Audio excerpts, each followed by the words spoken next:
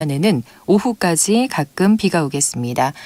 내일까지 예상 강수량은 제주도가 30에서 100mm, 제주도 산지에는 최고 150mm가 넘겠고 남해안과 동해안은 20에서 60mm입니다. KBS 1라디오 5시 뉴스를 마칩니다. 아나운서 김진희였습니다. KBS.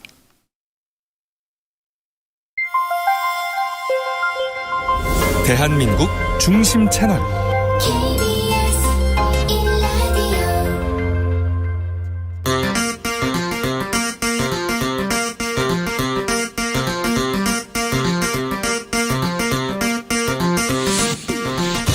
주진우 라이브.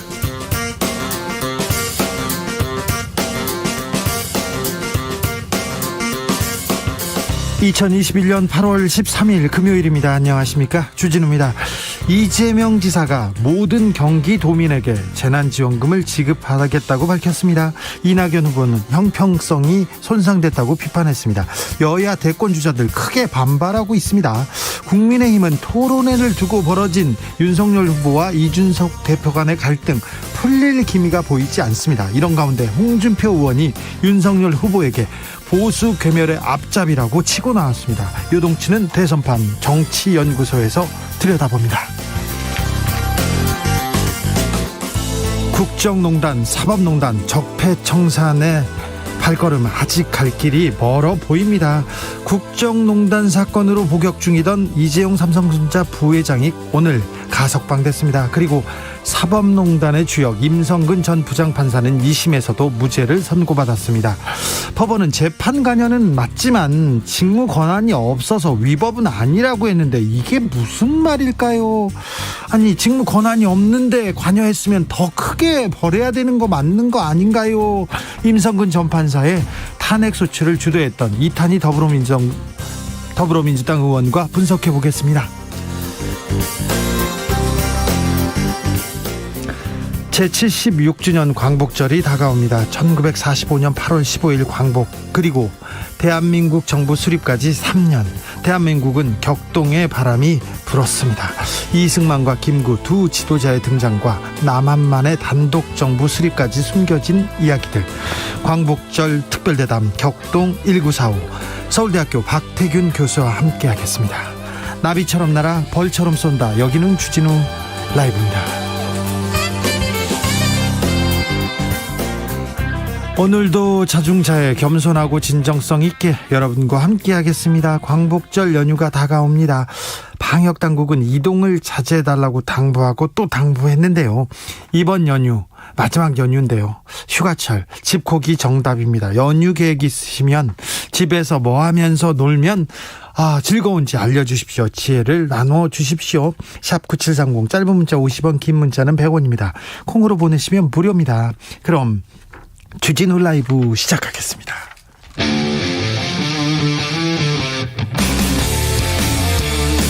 탐사보도 외길 인생 20년. 주 기자가 제일 싫어하는 것은?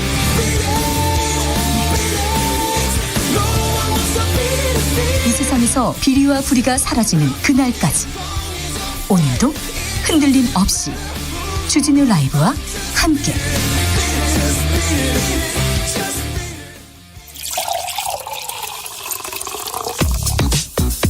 진짜 중요한 뉴스만 쭉 뽑아냈습니다. 주 라이브가 뽑은 오늘의 뉴스 주스.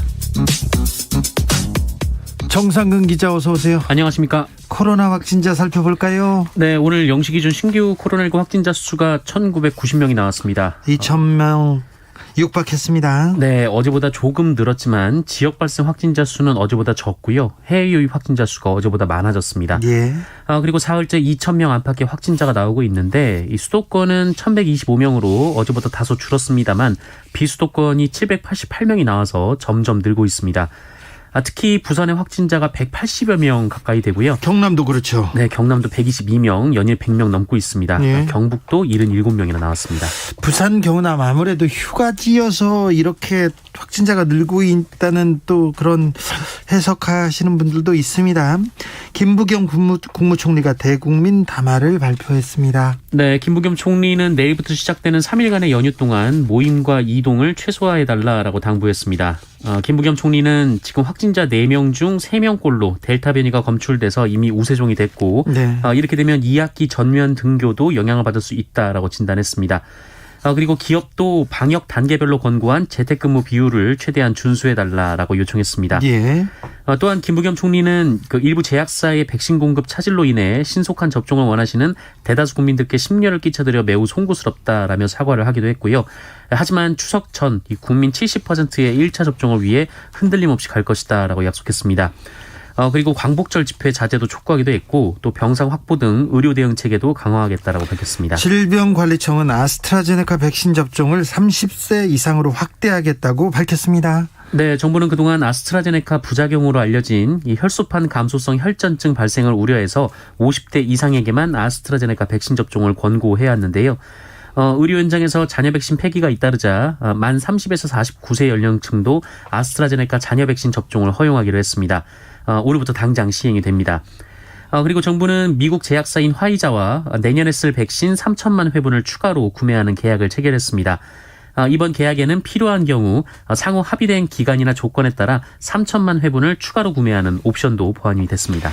이재명 경기도지사가 모든 경기도민에게 재난지원금을 지급하겠다고 밝혔습니다. 네, 이재명 지사는 오늘 오전에 기자회견을 열고 이번에 재난지원금을 받지 않게 된 12%의 도민들에게도 재난지원금을 지급하겠다며 이 추가 소요 예산은 도비 90%, 시, 군 10%씩 분담하고 수원, 용인 등 6개 시군에는 예외적으로 도가 100% 보전하기로 했습니다. 만약 이 시군에서 전 도민 지급에 반대한다면 자율 판단에 맡기기로 했습니다. 이 지급 시기는 국가가 재난지원금을 지급할 때를 맞추기로 했습니다. 이재명 지사는 코로나19 피해는 정도의 차이가 있을 뿐 모든 국민이 겪고 있다라면서 함께 고통받으면서 정부 방역 조치에 적극 협력하고 무거운 짐을 나누었던 모든 국민이 고루 보상받아야 한다라고 말했습니다. 민주당 내 다른 대선 주자들 비판하고 나섰습니다. 네, 이낙연 전 대표는 이 다른 시도민들이 어떻게 받아들일지 걱정된다라면서 전 국민이 국회의 결정을 받아들이고 있었을 텐데 형평성이 손상된다는 점은 고려할 사항이다라고 밝혔습니다. 정세균 후보 캠프는 더 강한 입장을 밝혔는데요. 민주당 당론을 위배하고 대통령을 비롯한 이 당정청의 깊은 논의와 고심 어린 결정을 무시한 이재명 지사에게 경고한다라면서 즉각 중단할 것을 요구했습니다. 그리고 이재명 지사가 문재인 정부와 차별화하고 있다면서 이 당의 징계를 주장하기도 했습니다. 이준석 국민의힘 대표와 윤석열 후보 갈등 어떻게 되고 있어요? 마무리가 안 되네요. 네, 윤석열 전 총장이 이 캠프 관계자의 탄핵 발언에 대해서 이준석 대표에게 전화로 양해를 구하고 또 이준석 대표는 토론회를 발표회로 바꿔서 진행하는 방식으로 양측의 입장이 조율되는 모양새였는데요. 그랬는데 그게 끝이 아니었어요? 네, 그런데 국민의힘 경선준비위원회가 토론회를 계획대로 진행하겠다라고 밝혔습니다. 네.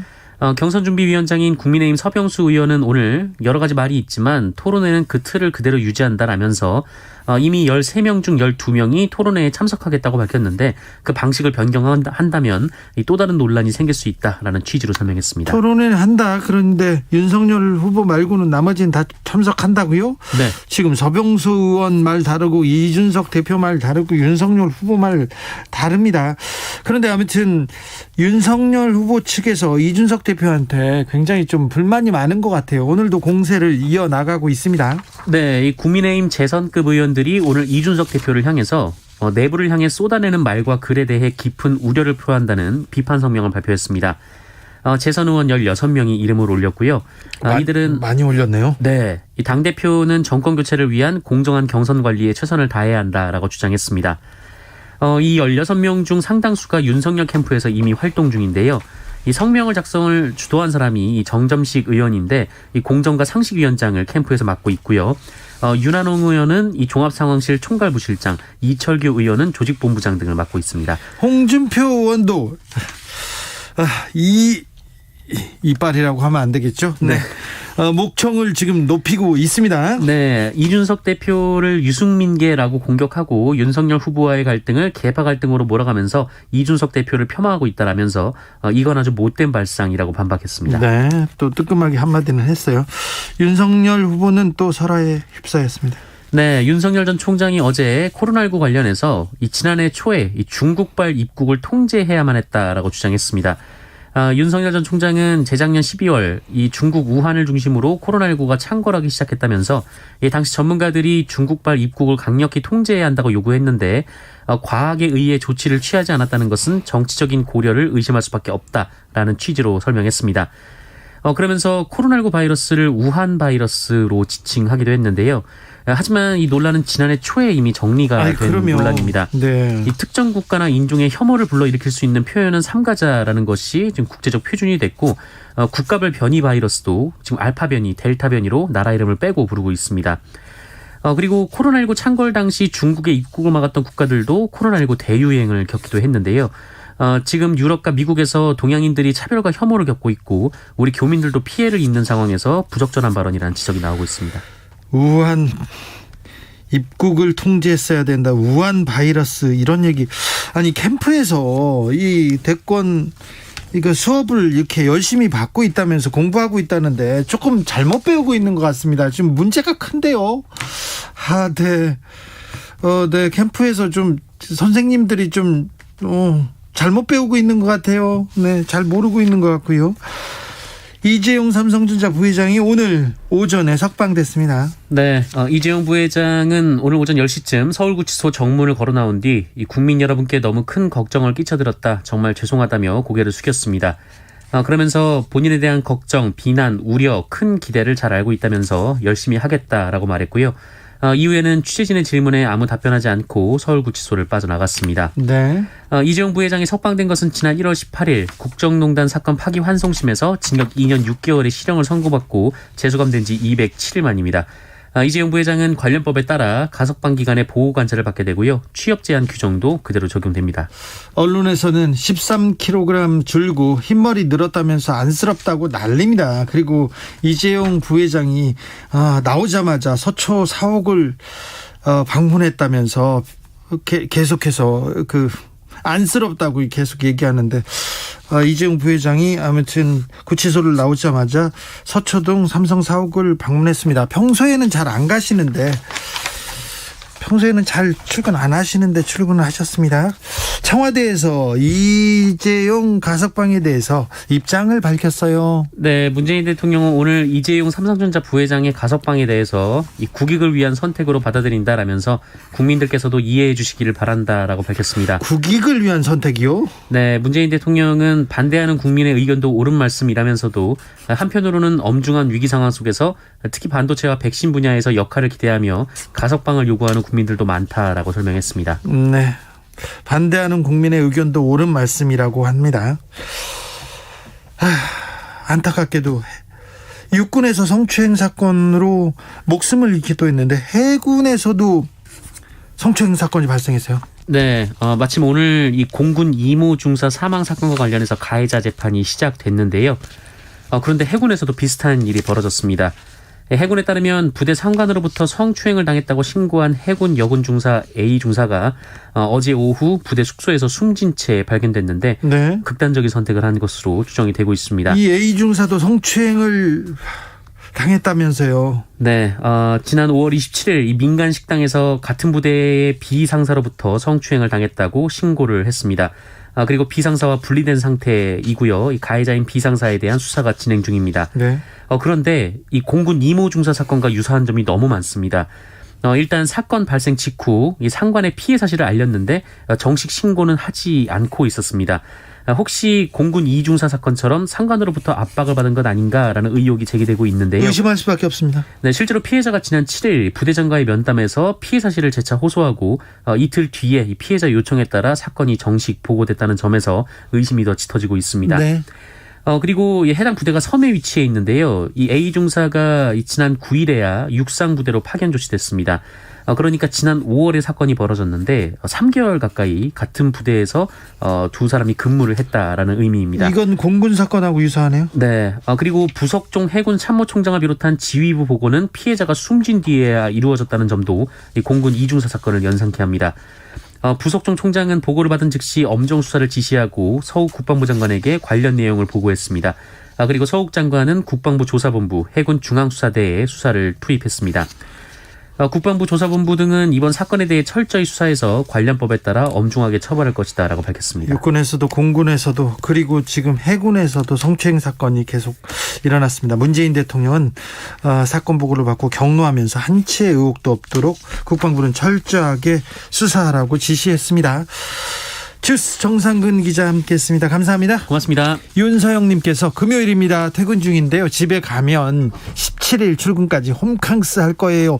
홈캉스를 어떻게 할 건지도 좀 알려주십시오. 5493님께서는 월요일 출근합니다. 대체 휴무도 사장의 벽은 못 넘네요. 아이고 사장님, 이거 쉬는 날인데 네. 대신 더 듬뿍 돈을 준다던가 아니면 다른 휴식을 주셔야 됩니다. 3012님께서는 이동하지 말라는 정부의 권유에 부응하기 위해서 대체 공휴일에도 출근해서 열심히 돈 벌게입니다.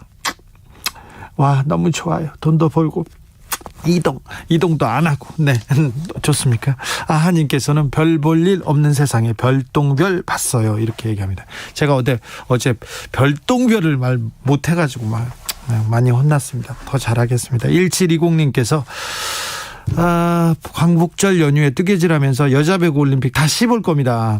모두 연휴에 집콕하십시오. 캡틴 김연경 덕분에 즐거웠어요. 아니 지금껏 보셔놓고 또 본다고요? 그런 분들 많습니다. 네. 1402님께서는 저는 연휴 동안 6월 달에 사놓은 마늘 석접 까놓으려고요. 1년 먹을 양념입니다. 마늘 까시겠다고요? 네, 좋은 생각인 것 같습니다. 손이 벌써부터 울고 있네요. 교통정보센터 다녀오겠습니다. 이현 씨. 네, 역시 금요일인데요. 수도권뿐만이 아니라 오늘은 충청 지역 곳곳으로도 차가 많습니다. 중부 내륙고속도로도 양방향으로 밀리고 있는데요. 창원 쪽은 여주 분기점에서 감곡 부근 10km 구간 정체고요. 양평 방향 충주 분기점과 여주 분기점 부근에서 각각 속도가 떨어집니다. 영동고속도로 인천 방향 경기권에서만 총 25km 구간 정체인데요. 신갈 분기점 부근에서는 사고까지 발생해서 어려움을 더하고 있습니다. 경부고속도로 상황입니다. 부산 쪽은 한담에서 서초, 죽전에서 수원 쪽으로 밀리고 있고 충청 지역으로도 차가 많은데요. 천안 분기점에서 목천까지와 옥산 부근에서 어렵습니다. 서울 방향은 안성 분기점에서 오산까지 이동 가장 정체가 길게 이어집니다. 서울 시내도 오늘 많이 어려운데요. 남산 터널을 통해서 강남 쪽으로 가실 거라면 1호 터널 피하시는 게 좋겠습니다. 현재 남산 1호 터널 입구부터 한남대교 쪽으로 많이 밀리고 있습니다. KBS 교통정보센터였습니다.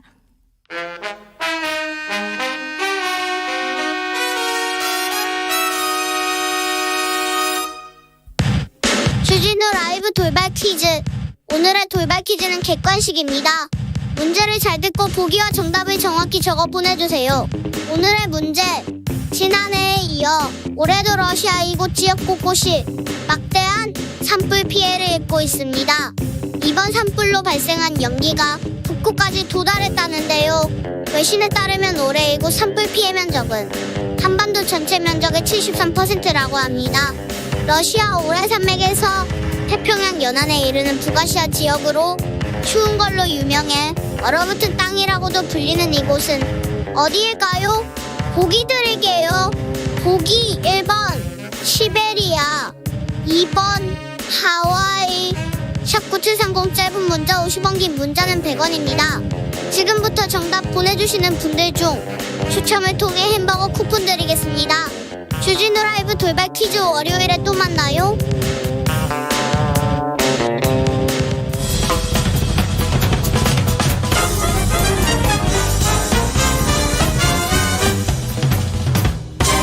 훅 인터뷰. 모두를 위한, 모두를 향한, 모두의 궁금증 훅 인터뷰. 사법농단의 주역 임성근 전 부장판사가 재판 개입 혐의에 대해서 항소심에서도 무죄를 선고받았습니다. 재판에 개입했다, 법치를 흔들 만한 농단 사건인데 왜 무죄가 나왔을까요? 이 판결의 배경과 논리 분석해 보겠습니다. 임성근 전 판사의 법관 탄핵 소추를 주도했던 이탄희 더불어민주당 의원, 안녕하세요. 연결 상태가 좋지 않습니다. 다시 연결하겠습니다. 아무튼 재판에 개입한 일은 엄청나게 나쁜 일인데요. 범죄, 불법인데요. 법치 재판에 개입했어요. 그런데 무죄라고요? 왜 그런지 좀 자세히 알아보겠습니다. 이탄희 의원 나와 계십니까? 네, 안녕하세요. 이탄입니다. 네. 어제 임성근 전 부장판사가 다시 무죄를 받았습니다. 이 어떻게 보셨어요, 의원님? 저는 이제 원래 국회의 임성근 탄핵 소추가 네. 왜 필요했는지 그 필요성과 정당성을 다시 한번 확인했다. 예. 저는 오히려 그렇게 생각했어요. 예. 그러니까 법원에서 이걸 스스로 해결을 못한다. 예. 헌법재판소 보내서 헌법재판 반드시 받게 해야 된다. 네. 이게 이제 저의 주장이었는데요. 네. 역시 법원이 스스로 해결 못한다라는 것을 다시 한번 확인했다고 생각합니다. 재판에 관여한 일은 굉장히 나쁜 일인데 직무 권한이 없다고 무죄라고요? 이거 어떻게 받아들여야 됩니까? 그러니까 이제 뭐 1심 재판부도 위헌인데 무죄다라고 했고 지금 예. 항소심 재판부도 매우 부적절한데 무죄다 이렇게 했어요. 예. 이 논리는 뭐 이미 많이 알려졌지만 이런 거죠. 권한 범위 내에서 나쁜 일을 하면 원래 직권남용 유죄인데 네. 아예 그 권한 범위를 뛰어넘어 버려서 더 나쁜 일을 하면 무죄다. 그러니까요. 네, 재판 개입은 그거 할 권한 없다. 아예 그 권한을 뛰어넘은 나쁜 일이다. 그래서 무죄라는 거예요. 그러면 최서원 씨도 무죄 아닙니까? 그러니까 뭐 재판 개입할 권한 없는 뭐 대통령, 대법원장 이런 사람들이 재판 개입해도 다 무죄다 그러면 지금 이런 얘기가 되는데요. 네네. 국민들이 얼마나 납득하실 수 있겠어요? 이런 비상식적인 논리를.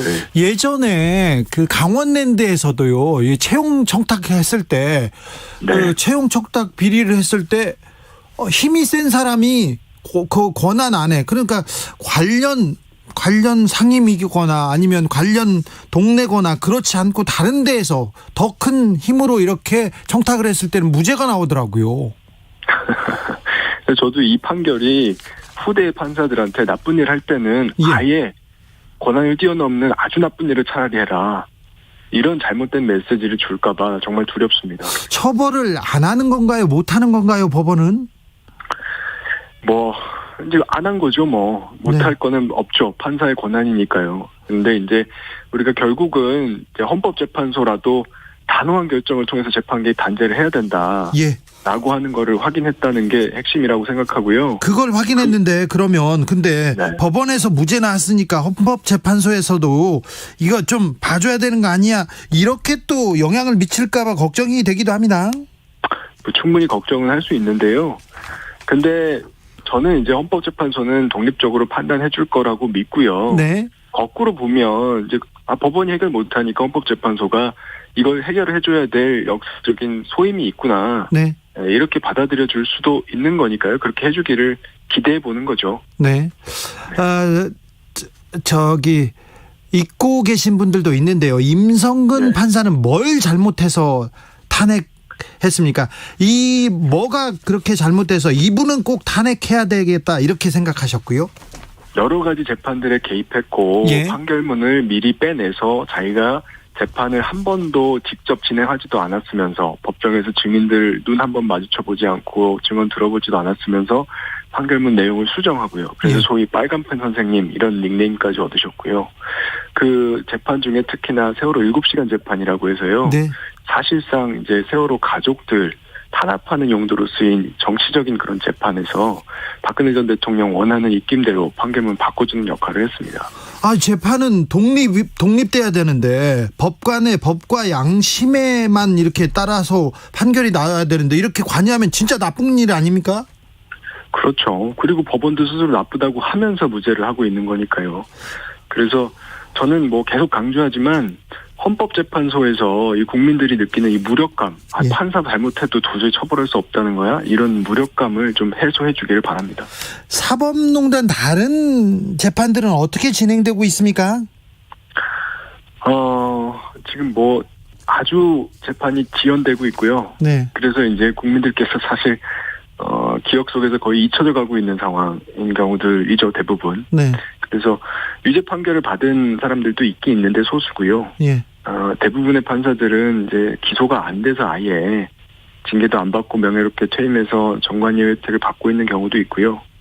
또 뭐 양승태 대법원장이나 임종원 차장 같은 분들은 아직 재판을 받고 있고요. 네. 거의 대부분 잘 지내시네요. 그렇죠. 뭐 정관예우 받고 있는 것이고. 네. 그래서 저는 이제 사실은 이제 헌법 위반 행위를 한 사람들은 최소한 공직에라도 다시 복귀하지 못하도록 하는 좀 금지 법안을 내야 되겠다 이런 생각을 가지고 있어요. 네. 근데 그걸 위해서라도 이번 헌법재판소에 좀 헌법을 위반했다는 걸 확인하는 그런 결정이 중요한 상황입니다. 도둑한테 뭐 도둑질할 권한은 주지는 않았습니다. 근데 도둑질은 나쁜 건데 네. 재판에 관여한다. 이 법치주의를 흔드는 엄청난 나쁜 일 아닌가 생각이 드는데요. 저는 그렇게 생각이 드는데요. 대부분의 국민들 그렇게 생각하고 계시죠. 그렇죠. 그런데 그럼요. 왜 판사님들은 재판에 그리고 사법부의 이 신뢰를 망친 일에 대해서 이렇게 면죄부를 주시면 어떻게 합니까?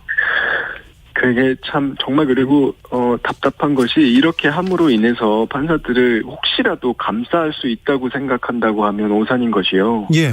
이렇게 해서 법원에 대한 불신이라고 하는 것이 깊어질수록 네. 그러면 결국은 법원에 속해 있는 모든 판사들이 전부 다 내상되는 거거든요. 그렇죠.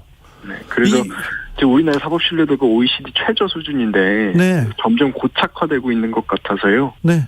정말 우려가 큽니다. 이 판결을 존중하라고 하면 어떻게 존중합니까? 국민들의 상식도 있는데요. 의원님, 네네. 이재용 부회장 가석방에 대해서는 어떻게 생각하시는지요? 예, 뭐 제가 사실 여러 번 입장을 얘기했는데요. 저는 정말 실망스럽고 많이 괴로웠어요. 그래서 참 힘든 시간을 보내고 있습니다. 오늘까지도. 아, 그렇습니까? 괴롭습니까? 네. 네.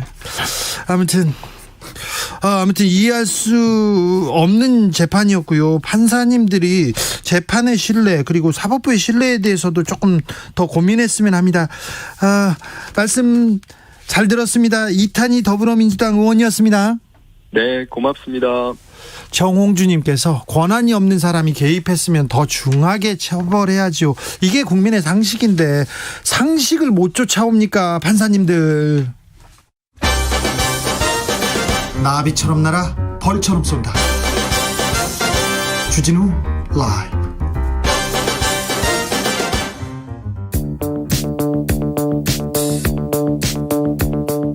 대한민국 정치의 새로운 100년을 준비한다. 21세기형 국회 싱크탱크 정치연구소 영앤철. 정치권에 보내는 비대면 고급진 정치 컨설팅, 오늘도 뜨겁게 분석해 보겠습니다. 정치는 데이터다, 정치는 과학이다. 박시영 윈지코리아 컨설팅 대표 어서 오세요. 네, 반갑습니다. 정치는 엑스파일이다, 정치는 논쟁이다. 장성철 대구 가톨릭대 특임교수 어서 오세요. 네, 장성철입니다. 박시영 대표님 바쁘세요 요새? 바쁘신데 그 와중에 또 책을 내셨어요. 예. 위너는 어떻게 결정되는 거? 이거 대선 주자들한테 지금 사바 이런 책인가요? 대선 주자뿐만 아니라 네. 대선에 관심 있는 우리 국민들 네. 한 번쯤 읽어보면 좋을 것 같습니다. 어떤 얘기를 담았습니까? 선거는 네. 정치는 옳고 그름이 아닌 대중 인식과의 싸움이다. 이런 어떤 문제의식을 가지고요. 네. 민심과 선거, 리더에 대한 이야기를 좀 담아봤습니다. 장성철 교수님, 윈지코리아 저기 박시영 대표 회사가 잘 된다고 지금 소문이 났는데. 작년부터 잘 되지 않았어요? 그렇죠. 소문 났는데 더 잘 될 것 같은데. 어마어마한 돈을 벌으셨다라는 소문이. 그렇죠. 네. 저도 들었어요. 네. 장성철 교수가 들었어요. 뭐. 저 정보통이에요. 이 책은 네. 위너는 어떻게 결정되는가 아닙니까? 그러니까 위너를 잊고 위너가 되세요. 위너가 되라. 네. 이거 윤석열 최재형 후보한테 속성가해하려고 낸 책인가요? 거기 숙제 다 나와 있습니다. 뒤에 다 후보별로 풀어야 할 있더라고요. 과제. 네. 그래요? 정리되어 있습니다. 저는 솔직히 뭐 저한테 한 권 주실 줄 알았더니 저보고 사보래요. 그래요? 그래서 제가 야박하네. 어제 주문해가지고 네. 오늘 이제 한 1시간 정도 이렇게 쓱 읽어봤는데 네. 제가 이런 칭찬 안 하고 싶었는데 어쩔 수 없이 칭찬을 합니다. 그래요?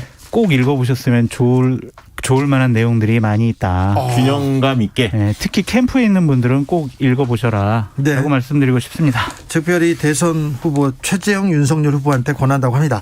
자, 대선 열차는 달리고 있습니다. 그런데 대선 후보들끼리 지금 각 축장이 되고 경쟁을 해야 되는데 왜 대선 주자하고 대표하고 싸웁니까? 이준석, 윤석열 이거 뭡니까 이거? 감정 싸움이 대립되는 것 같고 제가 봤을 때는 서로 상호 간에 의심이 있는 것 같아요. 네, 좀 있어요. 불신의 의심. 네. 그러니까 윤석열 후보는 아니 이준석 대표 우리가 옛날에 한 얘기들을 다 보니까 유승민 후보를 대통령 만들려고 한 거 아니야? 네. 그리고 내가 대통령이 되면 지구를 떠난다는 얘기까지 했잖아. 네. 그러니까 나에게 상당히 곤란한 상황을 맞이하게 하기 위한 여러 가지 일들이 이준석 대표 머리에서 나오고 있다라고 의심하는 것 같고, 이준석 대표 같은 경우엔 윤 총장 자기가 지지율 높다고 이제 당 무시하고 당대표 무시하고 그냥 자기 마음대로 하려고 하는 거 아니냐.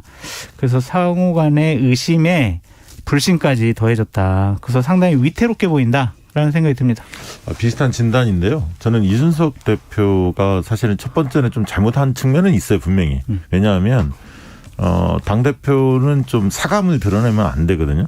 근데 지금 사감을 조금 드러내고 있어요. 그러니까 이제 과거 발언까지 유추해서 이제 해석되는 그런 현상이 분명히 벌어지는데, 저는 이준석 대표의 머릿속에는 대선을 반드시 승리할 입장인데 당대표이기 때문에 윤석열 카드로는 본선에서 이기기 어렵다. 이런 게 이준석 대표의 머릿속에 있는 거 아니냐. 그러니까 그런 부분은 이제 여러 가지 의혹도 있고 자질 부분에 있어서 앞으로 넘어야 할 산이 많은데, 과연 윤석열 전 총장의 지지율은 지금 높지만 저 지지율을 가지고 계속 가다 보면 당내 후보로 될 가능성이 높은데, 상대적으로는 그렇게 했을 때 본선에서 버틸 수 있을까? 이 생각하는 게 아닌가, 그런 생각이 듭니다. 그러니까 박시영 대표님의 저러한 분석에 반박할 수 있을 만한 제가 다른 정보가 없어요. 그래요? 그러니까 오늘 왜 그래요? 현상을 보면은 그냥 서로 상하게 하는 말, 행동들을 보면 어쨌든 윤석열 후보를 안 되게 하기 위해서, 곤란하게 만들기 위해서 노력하는 당대표의 모습이다. 라는 생각이 들어요. 이준석 대표가 윤석열 안 되기 위해서 지금 노력하고 있습니까? 그렇게 보여요. 안 그렇다라고 해석할 수 있는 다른 객관적인 증거가 없어요. 그러니까 지금 난타전이 벌어졌어요. 당도 분열돼가지고 뭐 재선 의원 16명은 이준석 대표 그러면 안 된다고 그러고, 원희룡 후보는 이준석 대표 가만두지 않겠다 이러고, 홍준표 대표는 아니 왜 이준석 대표 가지고 뭐라 그래? 이준석 대표 잘하고 있어. 그렇죠. 이런 식으로 좀 당이 분란을 일으켜서 상당히 아까도 얘기했지만 위험하고 위태로워 보인다. 토론회를 열자 이렇게 했는데 참석을 안 하면 윤석열 후보가 피한 게 되고, 참석을 하면 또 집중 공격하게 될 것이고. 만약에 토론회에 참석 안 한다면 그 이준석 대표도 때리겠지만 홍준표 대표나 유승민 의원도 가만히 있을 수가 없어요. 사실 그렇지 않겠습니까? 본인들은 참석하겠다라고 지금 이야기하고 있고, 벌써 이제 홍준표 전 대표는 윤석열 전 총장에 대해서 여러 가지 이제 비판을 하고 있거든요. 유승민 의원 측도 적극적으로 좀 나서고 있고, 그러면 사실 후보 등록도 하기 전에 조기에 굉장히 격화될 가능성이 큽니다. 그런데다가 이 대중들의 머릿속에는 뭐였냐면, 그 전에 윤석열 전 총장이 실수를 별로 안 했다면, 만약에 안 했다면 뭐 등록도 하기 전에 저렇게 토론하는 게 말이 돼? 경선준비위원회가 좀 오버하는 거 아니야? 이렇게 생각할 수 있는데 상황상 보면. 그런데 그전에 워낙 실수를 좀 많이 하다 보니까 피한다. 자신 없어 한다. 이렇게 이미지가 강화될 가능성이 있습니다. 제가 이제 당직자도 해봤는데 이런 경선준비위원회는 처음 있는 것 같아요. 그러니까 룰을 이 정도로 해가지고 이렇게 만드세요, 진행을 이렇게 하세요라고 선거관리위원회에 제안을 하는 게 경선준비위원회인데, 자기네들이 지금 다 정해버렸어요. 그러고 토론회를 한대요. 그러다가 이제 최고위원들이 반발을 하니까 토론회가 아니라 발표회를 하겠습니다 라고 했다가 다시 경선준비위원회에서 아니야, 토론할 거야. 토론할래. 그냥 우리 최고위원들 뭐 당신들 말 안 들을 거야. 이런 식으로 됐거든요.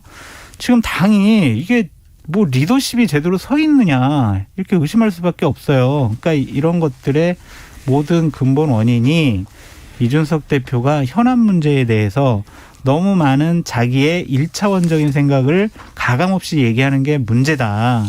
당대표라는 자리는요, 갈등을 조율하고 치유하고 대화하고 협상하고 그래가지고 당원 당규에 맞는 그렇게 불만이 없는 경선 룰을 갖고 대선 후보들이 거기에 참여할 수 있도록 하는 장을 열어줘야 되거든요. 근데 지금 본인이 논란의 한복판에 서 있어요. 그러니까 이준석 당대표가 선출될 때 우려했던 분들이 바로 그 대목이에요. 뭐냐면 이분이 정치평론을 굉장히 잘했잖아요. 그런데 갈등을 좀 조정하는 리더십보다는 갈등을 좀 유발하는, 뭔가 이제 본인만의 주장 이런 것들, 특히 이제 어떤 말꼬리 잡기식의 어떤 프레임을 잘 구사하는 이런 부분에 있어서 상당히 이제 정치평론하면서 발달돼 있었거든요. 재미를 봤죠. 그런데 이 당대표 자리는 그런 게 아니거든요. 그래서 오히려 대선 국면에서는 본인이 튀려고 하기보다는 좀 안정감 있게 중립적으로 잘 관리하는 게 중요한데 그 부분에 있어서 이준석 리스크가 예상이 되는데 그게 노출이 된 거고 이준석 대표도 할 얘기는 있죠. 왜냐하면 2030의 지지를 얻어와야 하는데 문재인 정부의 원래 지지했던 특히 20대 같은 거 흔들리지 않습니까? 근데 지금 20대의 지지율을 보면 윤석열 전 총장이 20대에서 지지율이 높지 않습니다. 그러다 보니까 이준석 대표는 할 얘기가 있는 거예요. 그래서 박근혜 얘기도 꺼냈지 않습니까? 네. 박근혜만한 역량을 가진 우리 당에 지금 후보가 없다. 네. 2030 결국 표를 얻어와야 정권을 교체할 수 있는데 그건 결국 이준석 나밖에 없는 거 아니냐. 대선 주자들이 내 말을 잘 따라줘야 한다. 이런 뉘앙스거든요. 근데 그래요? 예, 그렇게 보여집니다. 근데 그것도 좀 이준석 대표가 착각일 수가 있는 게 이준석 대표 체제가 들어서고 나서 당원이 12만 명이 늘어났어요. 예. 그거는 이준석 대표가 나 때문에 들어온 거다라고 얘기를 하는데 제가 좀 알아보니까 대략 한 3만 명 정도는 2030 젊은 세대 들어왔는데 나머지 한 9만 명 정도는요.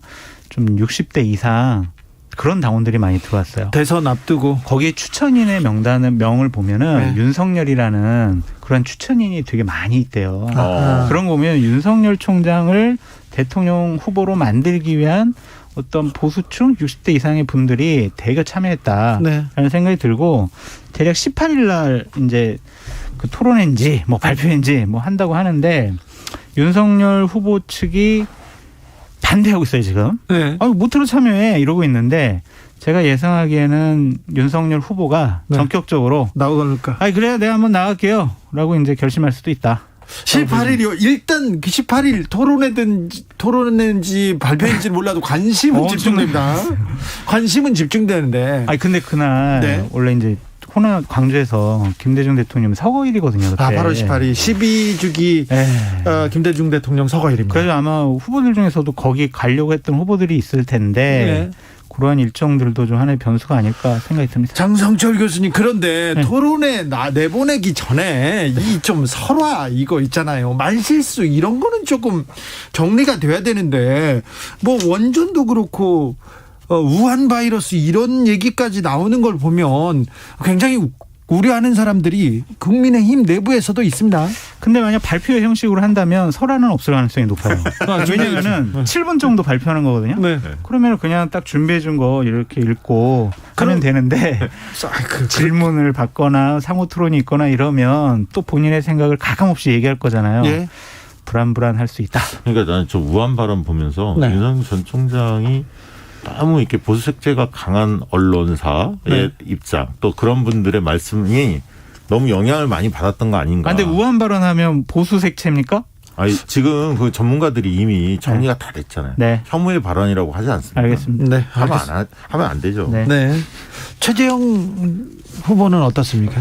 좀 힘겨워 보여요. 그러니까 한 달 안에 빨리 그냥 한 10% 두 자리 숫자로 치고 올라갔어야 되는데. 자, 최재형이 출마 선언을 하면 지지율도 올라가고 사람들도 모일 거라고 했는데 안 됩니다. 아니 제가 그랬다고요? 아니요. 일반적으로 그렇게 생각했죠. 원래 장 소장은 텐텐. 최재형 후보는 네. 크게 눈길을 안 줬어요. 그렇죠. 네. 그리고 눈길도 안 주고 지지율도 안 올라갈 거라고 그냥 단호하게 그 얘기했죠. 경우에서 저하고 생각이 똑같아요. 그랬어요? 그러니까 왜 그러냐면 그것도 본인 탓이에요. 왜냐하면 출마 선언을 할 때 죄송합니다. 잘 모르겠습니다. 공부도 할게요. 대선을 출마하겠다는 분입니다. 그분이 가장 중요한 출마 선언을 하는데 잘 모르겠다고 했어요. 공부하겠다고 했습니다. 준비가 안 됐구나. 준비 안 된 사람을 어떻게 우리가 대통령으로 뽑지? 라는 생각을 할 수밖에 없습니다. 그리고 그 주위에 돕고 있는 분들도 친박 의원들이 많아요. 네. 그러니까 다른 쪽에 지지를 견인해낼 수 있는 매력 포인트가 없어졌다. 더군다나 지금 원래 이제 독립유공자 후손이다. 이걸 많이 강조를 형님 했거든요. 그 얘기는 또 왜 꺼내? 그런데 요 부분이 이제 증조부 조부 네. 모두 이제 실제로 표창을 받은 바 없고 독립유공자로서 그건 이제 검증이 된 거고요.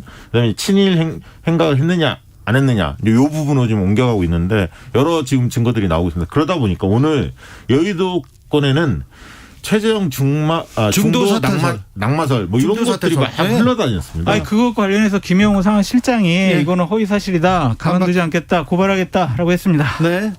말은 그렇게 했는데 이게 김 빼는 데는 이거 대선판에서 김 빼기 이게 상당히 힘들어요. 치명적이에요. 그러니까 왜냐하면 지지율도 안 올라가지, 세력도 안 모이지. 근데 중간에 내부에서 우리가 접을 수도 있어라는 기사가 나갔다.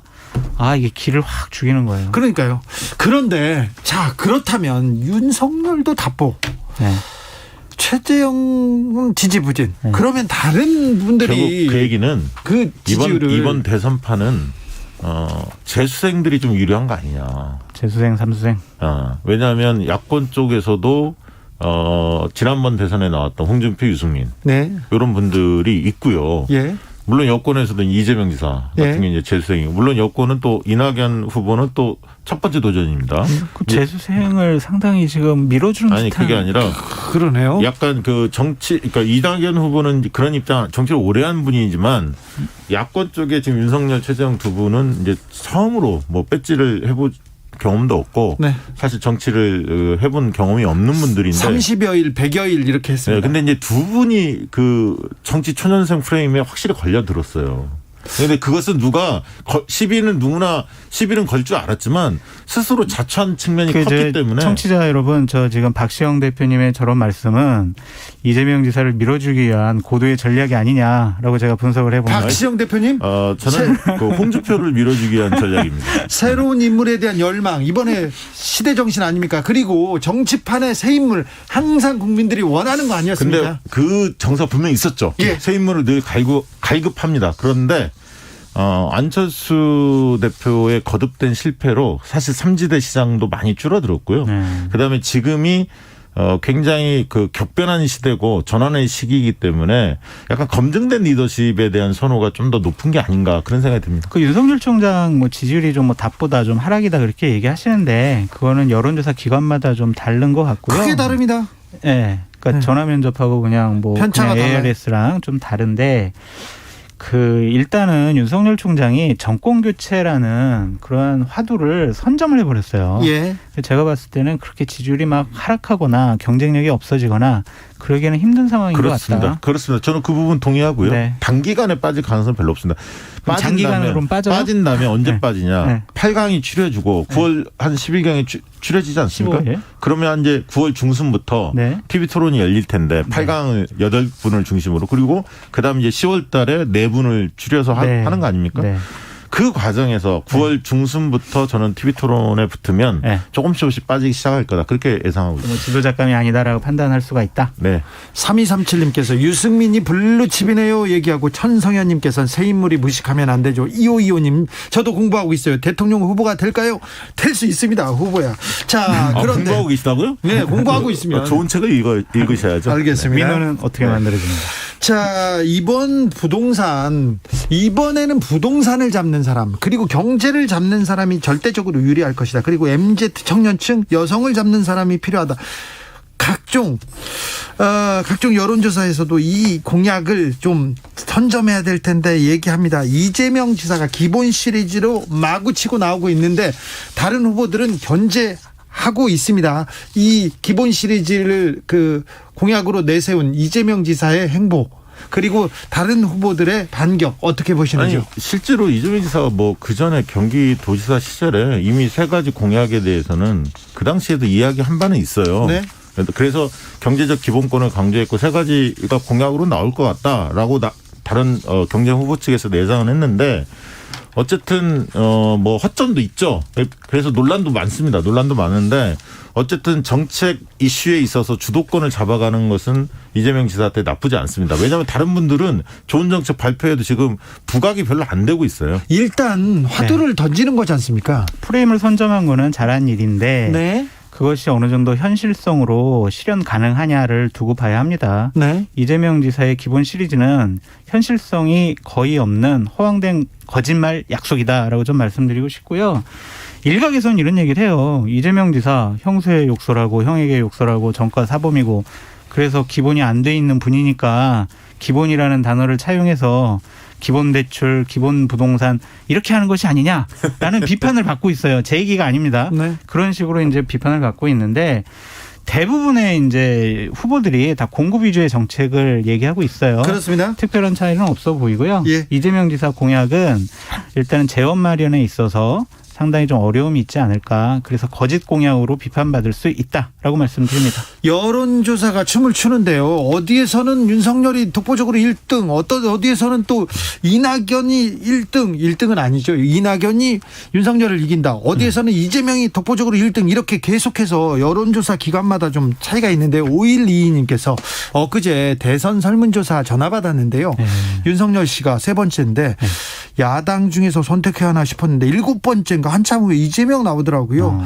야당 그건 알려줄게요. 네. 그건 뭐냐면 지금 이제 여론조사 할 때 그 다자 대결을 할 때 네. 여러 명, 뭐 8분이든 10명이든 여야 막 나오고 조사할 때는 보기 항목에서 후보들 이름 불러줄 때 노테이션을 합니다. 그게 가나다라로 하는 게 아니라 어떨 때는 윤석열이 1번으로 갔다가 어떨 때는 뭐 안철수가 갔다, 이재명이 갔다, 이낙연이 갔다 이런 식으로 순서가 노테이션으로 바뀌기 때문에 어떤 분은 윤석열을 처음으로 들은 분도 있고 어떤 분은 뭐 8번째 그렇죠. 듣는 경우도 있는 겁니다. 그런가요? 네. 맞아요. 계속해서 이렇게 그 번호로 계속 로테이션 한다면서 계속 아니 그렇게. 그거는 선관위가 노데이터 보자고 하면 그냥 드러나는 사실이에요. 자, 그런데 열심히 등록을 해야 하기 때문에 그건 장난치는 여론조사 기관은 없습니다. 네. 이재명 후보와 이낙연 후보 간의 신경전, 이 신경전은 어떻게 끝날까요? 좀 잦아들까요? 안 끝나죠. 이제 더 심해질 겁니다. 이 부분이 두 분 간이 싸워야 지금 서로 나는 민주당의 대선 후보가 될 거야. 그래서 난 대통령이 될 거야. 이 싸움 하는 거 아니겠습니까?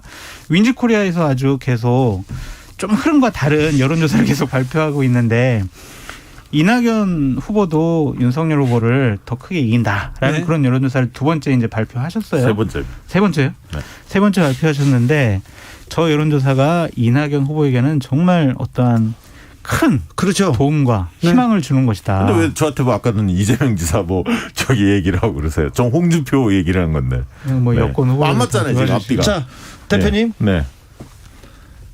그 둘 후보 간의 신경전에 대해서. 아니 지금 3주 정도밖에 안 남았어요. 첫 스타트가 9월 4일 날부터인가 충청도가 먼저 시작되거든요. 그래서 얼마 남지 않았네요. 얼마 안 남았습니다. 사실 다음 주 월요일 날 공휴일 아닙니까? 대체 공휴일 지나고 나면 만약에 미뤄지지 않았으면 이미 지금 한참 하고 있는 거죠. 네네. 그래서 실제로 이제 이낙연 후보 입장에서는 지금 굉장히 급하죠 마음이. 네. 왜냐하면 한동안 좀 치고 올라갔거든요. 지지율이 높아졌다가 다시 좀 정체 국면이에요. 크게 보면 큰 네. 틀에서 보면.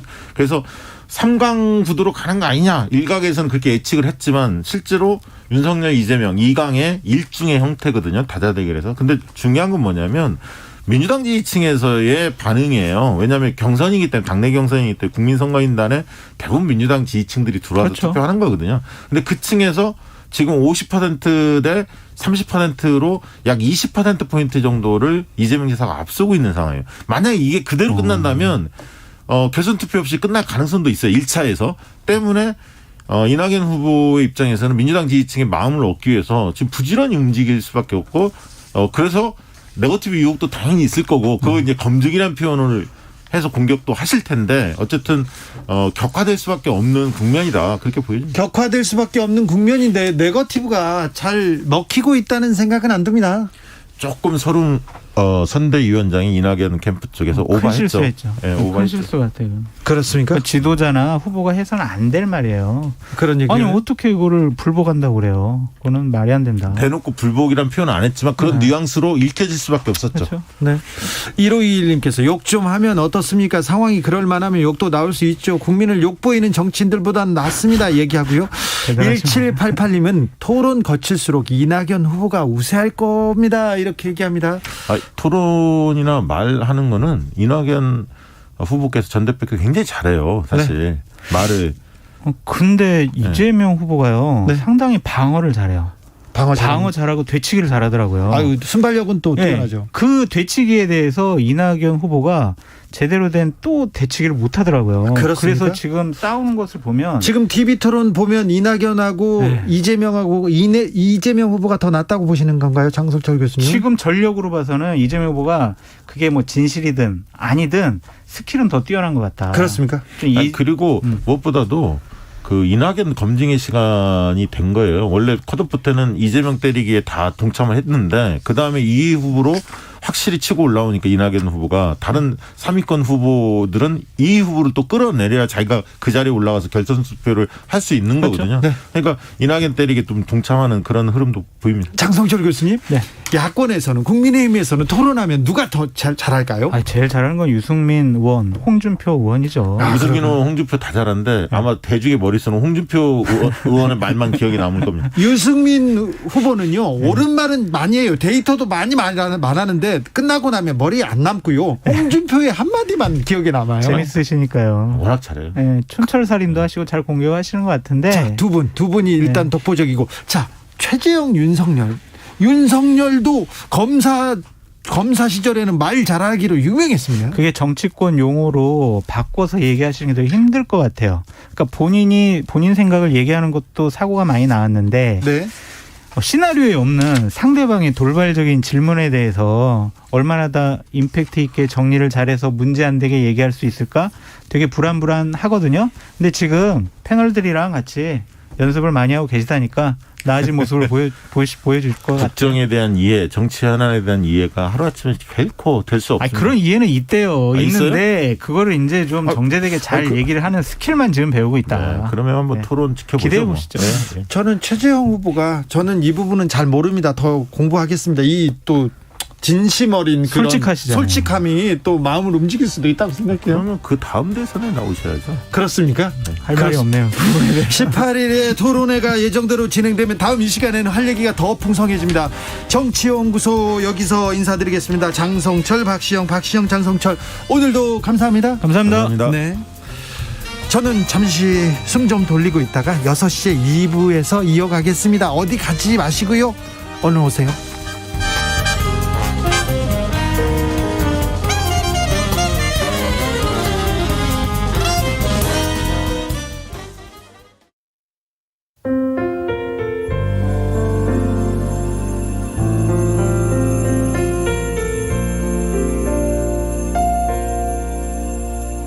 KBS 라디오 연중기획 희망충전 대한민국 442번째 이야기. 안녕하세요. 아나운서 이현주입니다. 고작 5살밖에 안 된 강훈이는 작고 여린 몸으로 힘겨운 싸움을 견디고 있습니다. 소아암 진단을 받은 뒤 항암 치료를 받다 한쪽 눈이 실명됐고 양쪽 귀가 들리지 않아 인공 와우 수술을 받았습니다. 홀로 어떻게든 강훈이를 지키고 싶었던 엄마는 이 막막한 현실 속에서 결국 버티지 못하고 얼마 전 극단적인 선택을 하고 말았는데요. 유일한 가족인 엄마를 떠나보낸 강훈이는 장애인 복지시설에 입소했습니다. 엄마의 부재를 알지 못한 채 성치 않은 몸으로 새로운 환경에 적응해야 하는 강훈이. 더 이상의 아픔을 겪지 않고 건강하게 잘 자랄 수 있도록 여러분의 사랑을 전해주세요.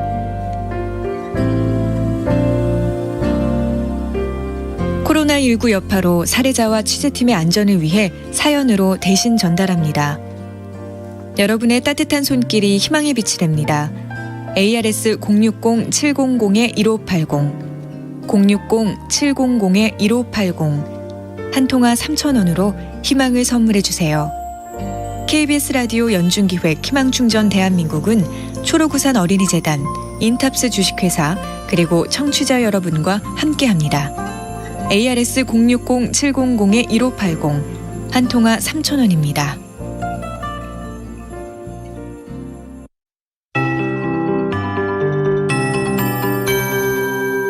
KBS 58분 날씨. 한 달 넘게 이어진 곳도 있었던 폭염특보가 모두 해제가 됐습니다. 오늘은 낮 기온이 30도를 밑돈 곳이 많았는데요. 하늘이 흐리고 곳곳에 비나 소나기가 오면서 무더위가 주춤했습니다. 지금 비는 강원 영동과 제주도를 중심으로 내리고 있습니다. 차츰 남부지방으로 비가 확대되겠고 내일은 비구름이 충청도까지 올라와 영향을 주겠습니다. 앞으로 제주도와 강원 영동에 30에서 최고 80mm, 그중 제주도 산지 산지에는 120mm 이상의 많은 비가 내리겠고요. 전라도 해안과 경상도 해안은 20에서 60mm, 그밖에 충청 이남 지방에는 5에서 40mm 정도의 비가 오겠습니다. 이 비는 내일 저녁에 대부분 그치겠지만 제주도와 강원 영동은 다음 주 월요일까지 비가 이어지는 곳도 있겠습니다. 그밖에 지역은 대기가 불안정해서 곳곳에 천둥, 번개와 돌풍을 동반한 소나기가 오는 곳이 있겠습니다. 오늘은 저녁까지 충북과 남부 내륙에, 내일은 수도권과 강원 영서에 소나기 소식이 있습니다. 내일 아침 기온은 서울 24도, 부산 23도 등으로 오늘과 비슷하겠고요. 낮에는 대구 27도, 대전, 광주 29도, 서울 30도 등에 머물겠지만 광복절인 일요일에는 다시 하늘이 개면서 낮 기온이 30도 안팎까지 오를 전망입니다. 현재 서울의 기온은 29.5도입니다. 송소진입니다.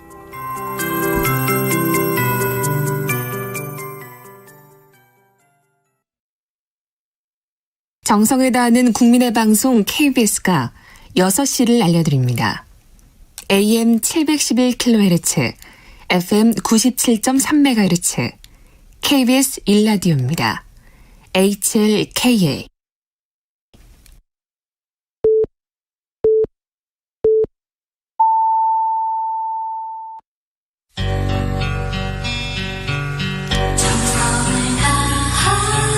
정성을 다하는 국민의 방송 KBS 주진우 라이브. 그냥 그렇다고요. 주진우 라이브 함께하고 계십니다. 라디오 정보센터 다녀오겠습니다. 조진주 씨. 광복절 연휴 기간인 내일부터 오는 16일까지 보수 성향 단체들이 서울 도심에서 집회를 예고한 가운데 서울경찰청은 한강, 교량과 도심 등 81곳에 임시 검문소를 운영하고 최대 186개 부대와 가용 장비를 동원해 도심에 많은 인원이 모이는 걸 막겠다고 밝혔습니다. 국민의힘 성범죄 진상규명 및 재발방지 특별위원회는 군에서 성범죄 사망 사건이 반복되는데 국민들이 이게 정상적인 군대냐며 탄식하고 있다며 문 대통령은 국민과 피해자에게 먼저 사죄하고 당장 국방부 장관을 경질해야 한다고 촉구했습니다. 반도체를 둘러싼 업황 우려가 외국인의 삼성전자 매도와 이에 따른 원화 약세를 촉발하고 있습니다. 오늘 달러 대비 원화 환율은 7.8원 오른 달러당 1,169원의 거래를 마쳤으며 외국인이 2조 6,988억 원을 매도한 코스피는 1.16% 내린 3,171.29에 마치며 7거래일 연속 하락했습니다.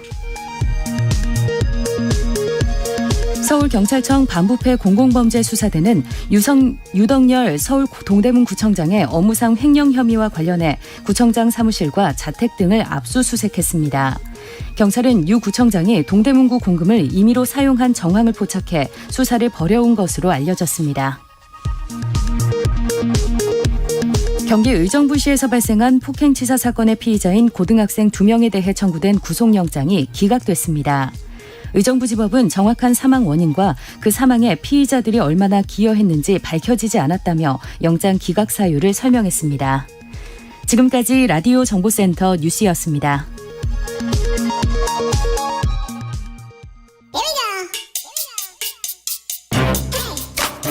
뉴스를 향한 진지한 고민, 기자들의 수다. 라이브 기자실을 찾은 오늘의 기자는 탐구하는 기자입니다. 위디오늘 정철훈 기자, 어서 오세요. 안녕하세요. 오늘은 어떤 이야기 준비하셨어요? 언론중재법 개정안 어떻게 될지. 언론계에서도 가장 뜨거운 이슈가 언론중재법이죠. 예, 어제 국회 문체위 여당 간사인 박정 민주당 의원이 이 언론계의 우려 중 합리적이라 인정되는 대목을 수정하겠다고 밝혔는데요. 아, 그래요? 수정 내용을 보면 이 고위공직자, 선출직 공무원, 이제 국회의원들이죠. 네. 대기업 임원 등 대통령령으로 정한 사람들은 징벌적 손해배상 청구를 할 수 없도록 적용해서 아예 제외하겠다 이렇게 밝혔습니다. 이 사람들은 네. 예. 그리고 피해자가 그러니까 즉 원고가 되죠.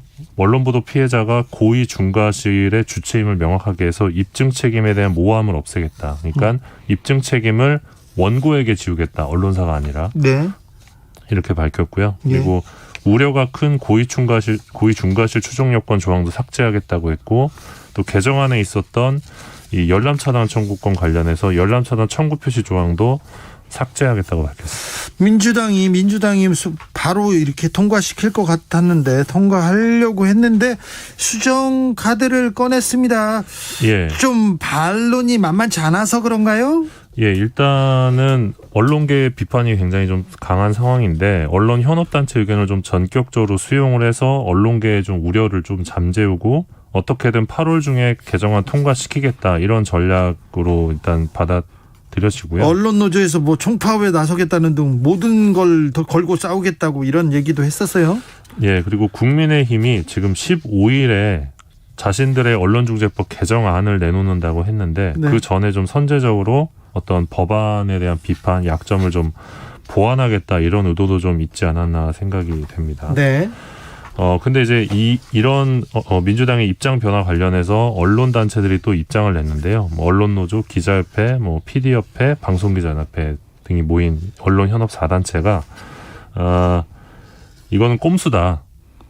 그러니까 8월 중 강행 처리 의사는 여전히 민주당이 처리하지 않았다. 그러면서 이제 독소 조항 일부에 대한 지적을 수용하는 모양새를 갖춰서 강행 처리 명분으로 삼는 것은 반민주적이다. 이러면서 또 민주당을 비판했습니다.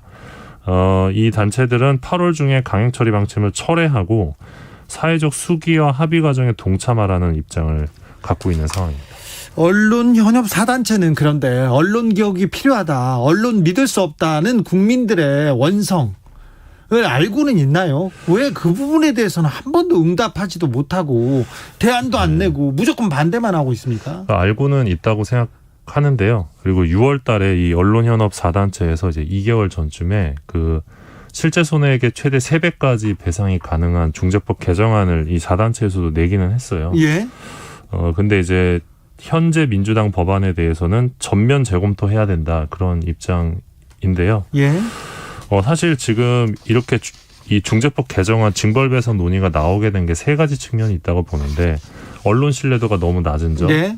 그리고 언론 보도에 따른 손해배상이 너무 낮은 점, 그렇죠. 그리고 마지막으로는 이 여론조사를 아무리 돌려봐도 징벌배상에 찬성하는 여론이 높기 때문에 훨씬 높죠. 예, 지금도 뭐 YTN 리얼미터 조사 보면 뭐 55대 33 정도로 찬성 의견이 훨씬 많은데 네. 그런 상황에서 이제 나온 법안이 여기까지 온 건데 언론 현업단체들도 이런 대목들을 모르지는 않다고 생각합니다. 모르진 않는데 왜 언론 개혁 그럼 먼저 나서서 언론 개혁의 길로 우리 가짜 뉴스 좀 없애자. 그리고 니네들 이렇게 재벌을 위해서 힘 있는 사람들을 위해서만 기사 쓰는 거 그런 거 멈추자 이런 얘기라도 좀 해놓고 좀 반대해야 될 거 아니에요. 예, 그래서 지금 뭐 언론계를 향한 비판도 있는 상황인데 네. 한겨레 기자 출신인 이봉수 세명대 저널리즘 스쿨 교수가 엊그제 토론회에서 네. 기자협회나 언론노조 같은 현업단체는 이 참담한 언론 신뢰도 상황에서 지금까지 뭘 하다가 예? 아무런 대책도 못 내놓고 기껏 자정결이나 수도 없이 하다가 지금 와서 사회적 합의가 필요하다고 한다. 이렇게 예. 비판하면서 사회적 합의는 압도적 여론조사 결과로 어느 정도 이뤄졌다 본다. 이런 주장을 하기도 했고요. 네, 네. 또 박선희 한국언론정보학회장의 경우는 언론중재법 개정 관련 논의가 균형 있게 이루어지고 있다는 생각이 들지 않는다. 이렇게 밝히기도 했습니다. 예. 그러니까 아무래도 이제 언론 보도가 이제 이해관계가 지금 결부돼 있잖아요. 네. 언론계 이해관계가 반영된 그런 보도들이 나오고 있는데 이게 다소 좀 일방적일 수 있다라는 지적으로 보입니다. 김종현님께서 50배로 해주세요. 50배. 오히려 배상액을 높여야 실효성이 있지 않나 이런 의견도 있습니다. 많습니다. 네. 언론을 불신합니다. 기사를 믿지 않습니다. 지금 언론의 위기예요, 사실은. 그러니까 사실 이번 주에 이재용 가석방이 있었는데 네. 이재용이 다시 재수감됐을 때도 뭐 백신 특사 계속 얘기했고 그렇죠. 이재용 가석방을 이순신 백의종군하고 비교한 기사도 있었거든요. 그리고 뭐 이재용이 나와야 일자리가 창출된다 이런 기사 너무 많았고 이재용 나오면 상한가로 삼성전자 상한가 친다던데 가석방 확정되고 나서 계속 떨어지고 있지 않습니까? 그리고 이제 계속 여론조사를 내보내면서 이재용에게 우호적인 여론조사 언론이 퍼뜨리면서 이게 사실 법치주의 훼손의 문제이지 않습니까? 예. 근데 이거를 국민의 동의 여부 문제로 호도하는 그런 프레임 전환을 또 언론이 해서 되게 이번 가석방에 언론이 적지 않은 역할을 했다고 보는데 그렇죠. 네. 네, 근데 사실 이런 정서를 좀 언론이 인지하고 있는 상황에서 중재법 개정안에 대해서도 좀 입장을 내놔야겠죠. 네, 6202님께서 법안 만들어서 걸레법을 만드나요? 모든 법안을 그런 식으로 처리하니 지지율 하락하지요 얘기합니다. 2507님께서 스스로 개혁이 될 거였으면 시작도 안 했겠죠. 그렇습니다. 조금 시간을 두고 좀 합의점을 찾아야 됩니다. 법의 취지를 살리면서 실효성 있는 법안 만들어줄 수 있도록 말입니다. 그럴 수 있을까요? 노력해봐야죠. 네. 이 사회에 개혁해야 될 대상이 많은데 그중에 가장 첫 번째, 두 번째에 꼽히는 곳이 언론이기도 합니다. 그러니까 언론 종사자들한테 큰 위기이기도 하니까 이 기회에 조금 더 나아지게 가짜뉴스 좀 줄이고 왜곡 보도 거짓 보도 좀 줄이고 언론이 국민들한테 사랑받을 수 있도록 언론 본연의 자세로 그 자리로 돌아와야 될 것 같습니다. 네. 좀 안타깝습니다. 네. 기자협회 언론노조 왜 이럴 때 목소리를 내는지 저는 좀 이해가 안 됩니다. 자, 다음으로는 어떤 이야기로 가볼까요? 한국 언론이 사랑하는 데일리 메일에 대해서 잠깐 얘기할까 하는데요. 데일리 메일이라는 데가 있습니다. 네, 진행자께서 아마 영국에 가셨을 때 보셨을 것 같은데 메일이라는 아주 크고 그 권위 있는 그 신문이 있어요. 근데 데일리 메일은 아니에요. 데일리 메일은 전형적인 그런 황색 언론인데요. 아마 기억나실 겁니다. 한국경제가 썼던 기사인데 성인클럽 취재관 여기자 녹취록 속 신음소리 무슨 일? 이런 이 기사 엄청나죠. 이게 한국경제하고 무슨 상관이 있어요? 한국하고 무슨 관계가 있어요? 경제하고도 무슨 관계가 있어요? 예, 이 한국경제가 쓴 이 기사가 데일리 메일의 기사를 인용한 거였고요. 네. 데일리 메일이 지금 포털에서 검색하면 11만 4천 건의 기사가 나온다고 합니다. 그래요? 예. 우리 포털에서 검색하면요? 네. 이렇게 많이 데일리 메일을 인용한 기사가 많다고요? 예, 그렇습니다. 근데 놀라운 거는 가디언보다 인용을 더 많이 했다고 합니다. 우리나라가. 영국 가디언보다. 이건 데일리 메일하고 가디언하고 이렇게 비교할 수 있는 대상이 아니라니까요. 그렇죠. 네, 맞습니다. 썬이라고 있지 않습니까? 축구 선수 맨날 여자친구 바꿨네 어디 좀 가십 쓰는 거기보다 훨씬 신뢰도가 떨어지는데. 그리고 이제 데일리 메일의 기사를 그럼 어떤 걸 인용했을까? 연관어를 미디어오늘이 분석해봤는데 그랬더니요. 성폭행이 가장 많이 나왔다. 아이고. 그러니까 성폭행과 관련된 데일리 메일 기사를 제일 많이 인용 보도했다는 건데요. 아이고. 그러니까 해외에서는 어느 정도 영향력 있는 매체는 아예 인용도 안 한답니다. 그렇죠. 안 해야죠. 그리고 이 매체의 목적은 낚시질인데 한국 언론은 이 낚시질에 동참하고 있는 겁니다. 어떤 낚시에 걸렸어요? 뉴스원이 썼던 기사를 보면 널린 시신, 들깨 먹이가 됐다. 코로나 지옥 인도 처참 이런 기사 데일리 메일 인용이었는데 사실 이것도 코로나19와 연관짓기 어려운 사안이었는데 조금 과도하게 나왔던 보도고 뉴스원 통신사에서 그런 기사를 받았습니까? 또 한국경제 기사 8월 10일자 기사 보면 코로나 별거 아니야. 마트 곳곳을 혀로 핥은 충격. 여자가 이제 혀로 마트 어디 핥았나 봐요. 이런 기사도 데일리 메일 기사 인용인데 이게 한국하고 경제하고 무슨 상관입니까? 이게 트래픽 때문에 쓰는 건데 참 한심합니다. 네. 이런 기사는 안 써도 됩니다. 이런 분들 기사 쓰지 말고 차라리 좀 놓으세요. 참 이렇게 외신을 이용하는 이유 이것도 많이 읽히니까 돈이 되니까 그리고요. 또 이제 자극적인 기사를 이렇게 써도 책임지지 않아도 되기 때문인데요. 우리는 어디 인용했어 이렇게 얘기하면 되니까요. 네, 그렇죠. 사실 근데 이게 좀 코로나19 백신과 관련해서도 좀 문제가 있었습니다. 이런 보도들이. 그러니까 조선일보가 썼던 기사인데 태권도 전 챔피언 아스트라제네카 마주노 다리 절단 이 기사인데 이 데일리 메일하고 비슷한 영국의 또 다른 매체가 있습니다. 데일리 스타라는. 이거는 매체라고 보기도 힘든 그런 그러니까 매체. 악의적인 외신 인용으로 좀 독자를 기만하고 있다 이런 비판이 있는데 사실 이런 거부터 좀 안 하면서 언론 자유와 징벌적 손해배상 반대를 주장해야 되지 않나. 2507님께서 50배 또 나왔습니다. 받고 또 더블로 간다 이런 분도 나올 것 같아요. 언론에서 이렇게 기사를 쓰니까 국민들의 신뢰를 어떻게 받아요. 그렇죠. 국민들이 차라리 이런 거 쓰지 말라고 하지. 다음은 말할수록 부끄럽네요. 다음은 어떤 기사인가요? 예, 연합뉴스의 기사형 광고 문제. 이거 심각합니다. 그 저번에 주진우 라이브에서 말씀드렸는데 네, 미디어 오늘에서 보도했죠. 예, 지금 언론소비자 주권행동하고 민생경제연구소가 네. 11일에 연합뉴스를 경찰에 고발했습니다. 네, 그러니까 연합뉴스가 광고를 기사로 바꿔가지고 장사를 했다는 내용입니다. 예, 앞서 미디어 오늘이 연합뉴스와 언론홍보 대행사 간 거래 내역을 입수해서 보도했는데 네. 연합뉴스가 홍보사업팀을 통해서 기사용 광고를 포털에 기사로 전송한 겁니다. 예. 근데 이게 뭐 건당 16만 원이었다고 나와 있었는데 네, 이거는 싸게도 팔았네. 신문법과 포털 제휴 규정의 위반입니다. 이거는. 그렇죠. 그리고 저희가 이제 이후에 연합뉴스와 홍보대행사 간 계약서까지 공개를 했었는데 네. 이후에 이 시민단체에서 이 연합뉴스를 업무방해, 사기, 배임수재 등 혐의로 이제 경찰에 고발을 한 상태고요. 네, 이거는 뭐 처벌해야 네. 됩니다. 그리고 이제 공정거래위원회에도 기만적 표시광고에 의한 표시광고법 위반 혐의로 또 신고를 했다고 합니다. 예. 시민단체들은 이 연합뉴스가 정부로부터 연간 300억에 가까운 구독용, 그러니까 세금인데 세금 300억을 주고 있어요. 연합뉴스에 공정 보도하라고, 사실 보도하라고, 정확히 보도해가지고 국민한테 알 권리를 채워주라고 300억 가까운 세금을 주고 있습니다. 연합뉴스에. 예, 그런데 이런 국가기관 통신사조차 기사용 광고라는 위법한 수익 모델에 조직적으로 가담할 정도로 자정 능력을 잃었다, 이런 비판을 했습니다. 이건 뭐 사기성이라고 이렇게 고발할 만하지요. 굉장히 큰 문제죠. 예, 연합뉴스에서 뭐라고 합니까?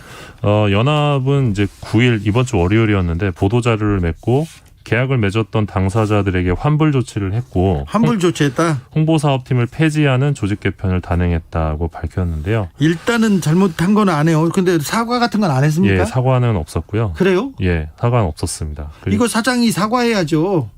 그러게요. 이걸 사과하지 않으면 뭐 합니까? 앞서 저희가 보도한 다음에 연합뉴스가 기사용 광고로 의심되는 기사 2천여 건을 포털에서 삭제했거든요. 예. 그래서 저희가 왜 삭제했냐고 물어봤는데 답을 아직까지 답도 안 주세요. 합니까? 예. 언론은요, 이렇게 잘못한 거는 답 안 하고 그냥 지나갑니다. 그리고 다른 언론이 이걸 보도해야 되거든요. 그런데 우리는 동업자야. 그러고 보도 안 해요. 지금 오늘 오후에 네. 이 포털 뉴스제휴평가위원회에서 지금 연합뉴스 제재 여부 논의를 하고 있는데요. 제재를 하고 징계를 할 정도로 굉장히 심각한 문제입니다. 예, 아주 중요한 뉴스입니다. 아마 지금쯤 끝났을 것 같기도 한데 네. 지금 저희한테 들려오는 얘기는 연합뉴스가 한 달 동안 정확히는 32.45일간 포털에서 노출 중단 결정을 받을 수도 있다, 이런 전망이 나오고 엄청난 있습니다. 징계네요. 예, 꽤 큰 징계인데 네. 쉽게 말하면 한 달 동안 포털 그 네이버 다음에서 연합뉴스가 기사를 이제 보낼 수 없다는 네. 거죠. 그런데 이런 것도 징계를 내려도 이렇게 네. 행정소송하고 그럴 수도 있지 하고 판사님들이 봐주고 그런 거 아닙니까? 근데 뭐 이거는 언론사는 그러잖아요. 네, 뭐 어쨌든 근데 이거는 재평의에서 결정하는 부분이니까 네. 어쨌든 연합뉴스는 따를 수밖에 없지 않을까 싶은데 뭐 다시 한번 말씀드리자면 이제 언론계가 언론 자유를 이야기하면서 징벌적 손해배상에 반대하기에 앞서서 네. 이런 기사용 광고에 대한 문제, 그리고 아까 말씀드린 그런 외신 받아쓰기 네. 문제, 이런 부분에 대한 좀 개선을 좀 먼저 내놓고 이야기를 해야 되지 않나. 기사는 똑바로 쓰고 국민들한테 평가해달라고 해야 될 거 아닙니까? 대놓고 반대만 하지 말고요. 언론의 신뢰도가 꼴찌입니다. 꼴찌. 8804님, 아니 인용을 하던 어쨌든 그 기사를 실었으면 책임을 져야 하는데 말이죠. 누가 그랬다고 한 걸 들었다, 이걸 전합니다. 이게 무슨 기사입니까? 근데 그런 기사가 너무 많습니다. 기자들의 수다, 지금까지 미디어 오늘 정철훈 기자와 함께했습니다. 감사합니다. 고맙습니다. 교통정보센터 다녀오겠습니다. 이현 씨.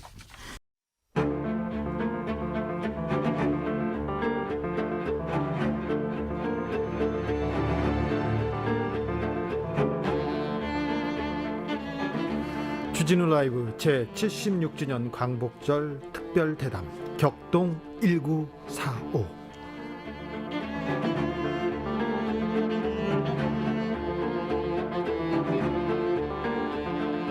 시계를 돌려 1945년 8월 15일로 가보겠습니다.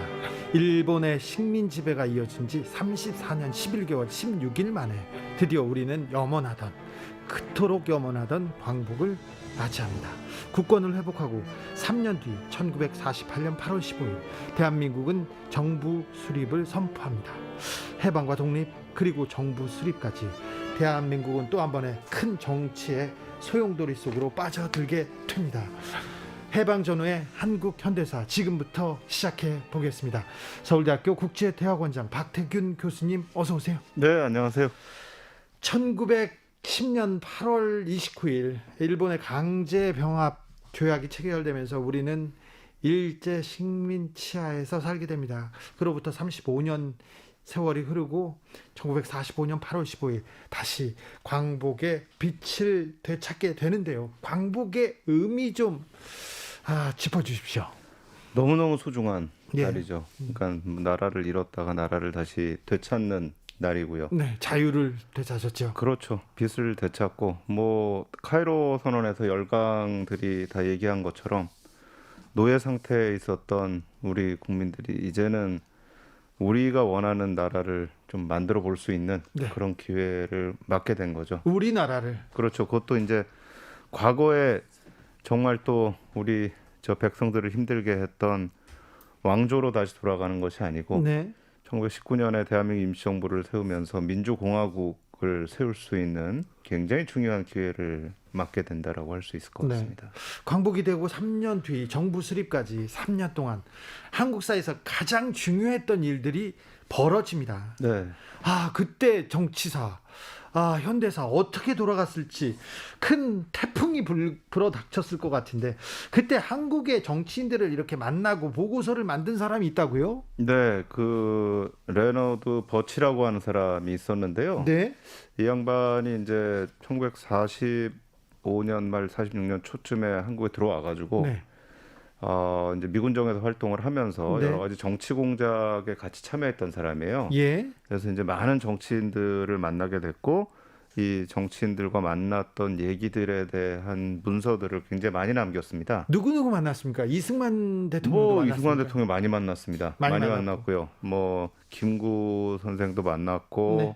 그다음에 좌우합작위원회를 이분이 좀 주도를 했기 때문에 좌우합작위원회 참여했던 여운형 씨나 김규식 씨 이런 분들을 주로 만났고요. 네. 또 그 외에도 이제 많은 정치인들이 이제 이분한테 편지를 보낸 것도 있고 또 만난 그런 얘기도 있고 그렇습니다. 한국 정치에 영향도 많이 이렇게 끼쳤습니까? 미 군정에서 정치를 담당했으면 그럴 만도 한데요. 네, 그러니까 이 직책이 원래 올 때는 그 정치 고문단에 그냥 속해가지고 단순하게 일을 하는 역할이었는데 네. 오자마자 이제 하지 사령관의 눈에 띄게 돼요. 왜냐하면 이 양반이 하버드 대학 로스쿨 출신이에요. 네, 엘리트네요. 네, 그러니까 이제 와가지고 올 때 계급이 중위입니다. 소위, 중위, 대위 할 때 네. 이제 중위인데 그것밖에 되지 않지만 하지 사령관이 굉장히 중요한 역할을 맡기게 되죠. 그래서 이제 당시에 열렸던 미소공동위원회에도 그 자문을 하는 역할을 하고 또 그 미소공동위원회 성공을 위해서 만들었던 좌우합작위원회를 주도하는 역할을 또 맡기게 됩니다. 네. 그분이 본 네. 한국 정치인들은 어땠습니까? 어떤 좀 특이점이 보입니까? 그러니까 사람에 따라서 굉장히 이 평가가 많이 좀 차이가 나죠. 그래서 이것도 어떻게 보면 이제 이분의 굉장히 개인적인 의견일 수는 있겠습니다만 네.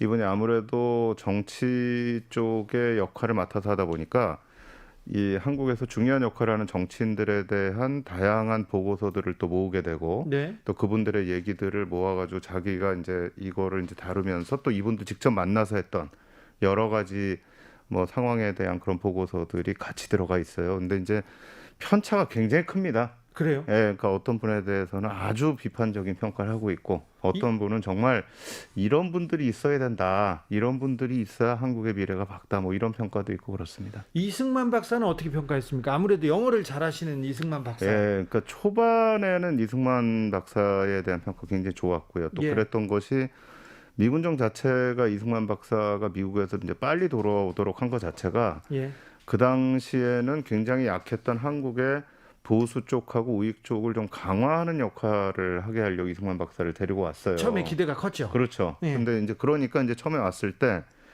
미군정에 이제 관리로 들어온 버치로서는 이 사람을 좀 이렇게 북돋우고 좀 잘하도록 하는 역할을 맡았는데 이게 시간이 지나면 지날수록 보니까 아니에요. 그래요? 미국에서 보기에도 이승만 박사는 아니다 이렇게 생각해요. 뿐만 아니라 당시에 미국의 정책 자체가 모스크바에서 한국에 대한 결정을 내린 이후에 미소공동위원회를 빨리 성공을 시키고 그거에 의해서 빨리 조선 문제를 해결해야 된다라는 입장인데 이승만 박사는 미군정의 정책에 대해서 전혀 뭐 동의를 하지 않는 거예요. 예. 그거를 뭐 전혀 그리고 계속 방해만 하고 이러니까 나중에 가면 이제 하지사령관이 1946년 한 중반쯤 가면 이승만 박사한테 당신 좀 뒤로 물러나 있어라. 네. 이제 그만 활동하는 게 좋겠다. 뒤에서 하는 게 좋겠다라는 이제 그런 식의 결정을 내리게 되고 이제 버치 중위도 그 당시에 나온 여러 가지 보고서들을 다 종합을 하면서 이 사람이 한국의 지도자가 될 경우에 굉장히 위험할 수 있다라는 이제 그런 보고서를 쓰게 되죠. 미 군정에서는 그럼 어떤 지도자를 눈여겨봤습니까? 그 당시에 제일 눈여겨본 거는 아무래도 김규식 씨였던 것 같아요. 그러니까 임시정부의 부주석을 했던 김규식 씨인데 이분은 이제 기본적으로 굉장히 합리적인 보수주의자예요. 예. 그리고 세계 정세가 돌아가는데 굉장히 밝을 뿐만 아니라 이 당시의 한반도 상황에서는 우리가 분단이 되지 않고 우리가 원하는 민주공화국을 만들기 위해서는 미국과 소련이 실질적으로 점령을 하고 분할 점령을 하고 있는 상황에서 뭔가 이 사람들과 서로 잘 의논을 해서 가야만 갈등이 없이 우리가 통일 어떤 정부를 만들 수 있다라는 생각을 갖고 있었던 분이죠. 김구 선생에 대한 평가는 어떻습니까? 김구 선생에 대해서는요, 미군정이 처음부터 굉장히 안 좋아해요. 아, 그래요? 네. 그러니까 민족 자주파라고요? 그렇죠. 그게 아무래도 크죠. 그리고 처음에 들어올 때도 미군정 쪽에서는 이 임시정부를 인정하지 않겠다. 근데 미군정이 사실 임시정부를 인정하지 않은 이유는 임시정부가 대표성이 없다라는 이유도 하나 있지만 그 전에 조선공산당이 조선인민공화국이라는 걸 선포를 했는데 네. 이걸 인정할 수 없다 그러고 임시정부를 인정할 수는 또 없거든요. 그러니까 이제 모든 미군정 외의 정부는 인정하지 않는다라고 하고 개인 자격으로 들어와라 이렇게 했는데 김구 선생이 들어와서 활동하는 게 개인이 아니고 계속 이제 임시정부의 그런 어떤 네, 이 정통성이 법통, 있죠. 정통성 이건 이제 내세우시니까 기본적으로 미군정 입장에서 볼 때는 너무나 민족주의적인 부분들이 강하고 그 중심으로 해서 가려고 한다라는 그런 부정적인 인식을 갖게 되는 거죠. 네. 그런데 어떻게 초대 대통령으로 이승만 박사가 선출될 수밖에 없었습니까? 그러니까 저도 사실 이 버치 문서를 보면서 제가 가장 좀 놀라기도 했고 주목해서 본 부분이 그거예요. 그러니까 기존의 얘기들을 보면 이제 두 가지로 저희가 나누잖아요. 하나는 이제 미국이 들어와 가지고 이 이승만 박사를 막 뒤에서 밀어가지고 결국 대통령 만든 게 아니냐라고 예. 하는 게 있었고 또 한쪽에서는 이게 이승만 박사가 들어와가지고 결국은 분단 정부를 만들면서 부정적인 역할을 했다 이제 이렇게 네. 두 개가 있는데 제가 이 문서들을 보니까 미군정 쪽에서는 사실 이승만 박사가 대통령 되길 원하지 않았어요. 그래요. 그러니까 특히 이제 46년이 지나면서부터는 이 양반이 하는 거에 대해서 굉장히 부정적인 시각이 강해집니다. 그러니까 네. 미군정의 정책에 반대할 뿐만 아니라 만나가지고 처음에 얘기한 것도 막 뒤집어서 얘기를 하기도 하고 네. 때로는 본인의 정치적 이익을 위해서 여론 조작을 해요. 그러니까 이때 제가 처음 본 게 뭐냐면 가짜 뉴스라는 얘기가 나와요. 여기에. 그때도요? 네. 그러니까 실제로 있지도 않은 일들을 여기다가 막 이 이승만 박사와 가까운 언론에서 그런 일들을 막 쓰면서 이승만 박사의 업적이 어떻고 막 이렇게 쓰니까 네. 야, 이거 가짜 뉴스야. 왜 이런 게 자꾸 퍼져라고 하면서 이제 미군정 쪽에서 이거 어떻게 막아야 되느냐. 나중에 또 어떤 일까지 벌어지냐면 미군정에서 가짜 뉴스에 네. 고민했습니까? 페이크 네. 뉴스였습니까? 그래도? 그렇죠. 그러니까 제가 가장 놀랐던 게 이승만 박사가 이 중간에 이제 이 미군정 쪽에서 지원을 안 하니까 이러다가 안 되겠다 하고 네. 이제 승부수를 던진 게 미국을 갑니다. 네. 46년 말에. 47년 초에 돌아와야 되는데 미군정 쪽에서 미국 본토에다가 전문을 보내가지고 이승만 박사가 돌아오는 비행기 편을 못 잡게 해라. 네. 돌아오지 못하게 해라. 예. 이런 것까지 보내요. 그러니까 그 정도로 사실 이제 미군정하고 사이가 안 좋았는데 어떻게 잡았느냐? 저는 이 부분이 모든 뭐 저희가 이 긍정 부정을 떠나서 이승만 박사라는 분이 갖고 있는 어떤 이 정치적인 이 능력이 진짜 뛰어난 것 같아요. 제가 보면은. 네. 근데 이게 제가 이제 그런 부분을 느낀 게 뭐냐면 다른 분들은요 대부분이 식민지였던 일제강점기 조선에 있거나 네. 아니면은 중국에서 독립운동을 한 분들이에요. 그렇죠. 근데 이분들은 이제 근대 정치를 못 느낀 사람들이에요. 네. 근데 이승만 박사는 미국에 있었거든요. 미국에 갔죠. 그러니까 미국에 있으면서 이분이 느낀 두 가지 제일 중요한 게 있어요, 정치에서. 네. 하나가 돈입니다. 네.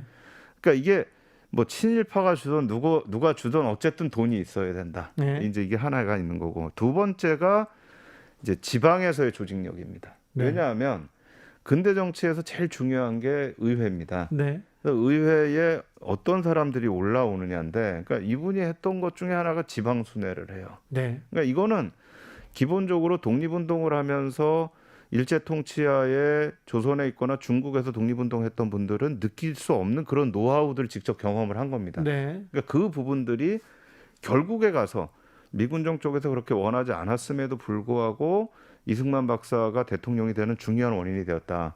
플러스 하나만 더하면 네. 사실은 이승만 박사의 이 라이벌이라고 했던 분들이 하나씩 이제 사라지죠. 그렇죠. 암살되는 겁니다. 그러니까 처음에 45년 12월에 송진우 씨, 이게 한국민주당의 수석 총무였었고, 예.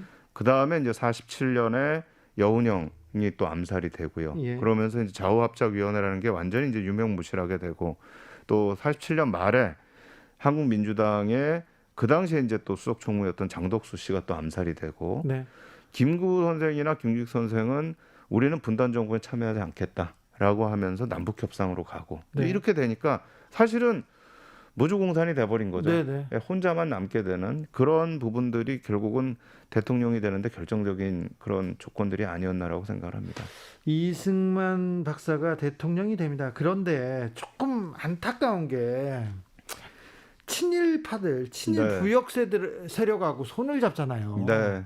이 부분은 이승만 박사도 독립운동을 한 사람이잖아요. 그렇죠. 독립운동을 이제 미국에서 했죠. 미국에서 했는데 그게 이제 저는 약간 좀 이 차이가 있는 것 같아요. 미국에서 독립운동을 하면서 여러 가지 본인이 느꼈던 부분하고 실제로 일본의 군국주의 세력들하고 서로 부닥치면서 정말 독립운동을 했던 세력들하고는 굉장히 차이가 있는 것 같아요. 네. 이 사람들한테는 절대 자기들의 동지를 죽이고 팔아넘겼던 일본 제국주의, 일본 군국주의에 협력한 사람들하고는 손을 잡을 수 없다라는 네. 생각이 있었다면 타도의 대상이죠. 그렇죠. 이승만 박사 같은 경우엔 미국에 있으면서 어찌됐건 내가 정치를 하려면 돈이 필요하다라는 부분들을 굉장히 강하게 느꼈던 것 같아요. 네. 그러니까 이런 부분에서는 실제 이게 우리가 해방 전국에서 친일파들을 어떻게 볼 거냐에 큰 차이가 있는 거예요. 이게 사실 들어오자마자 그게 있어요. 그러니까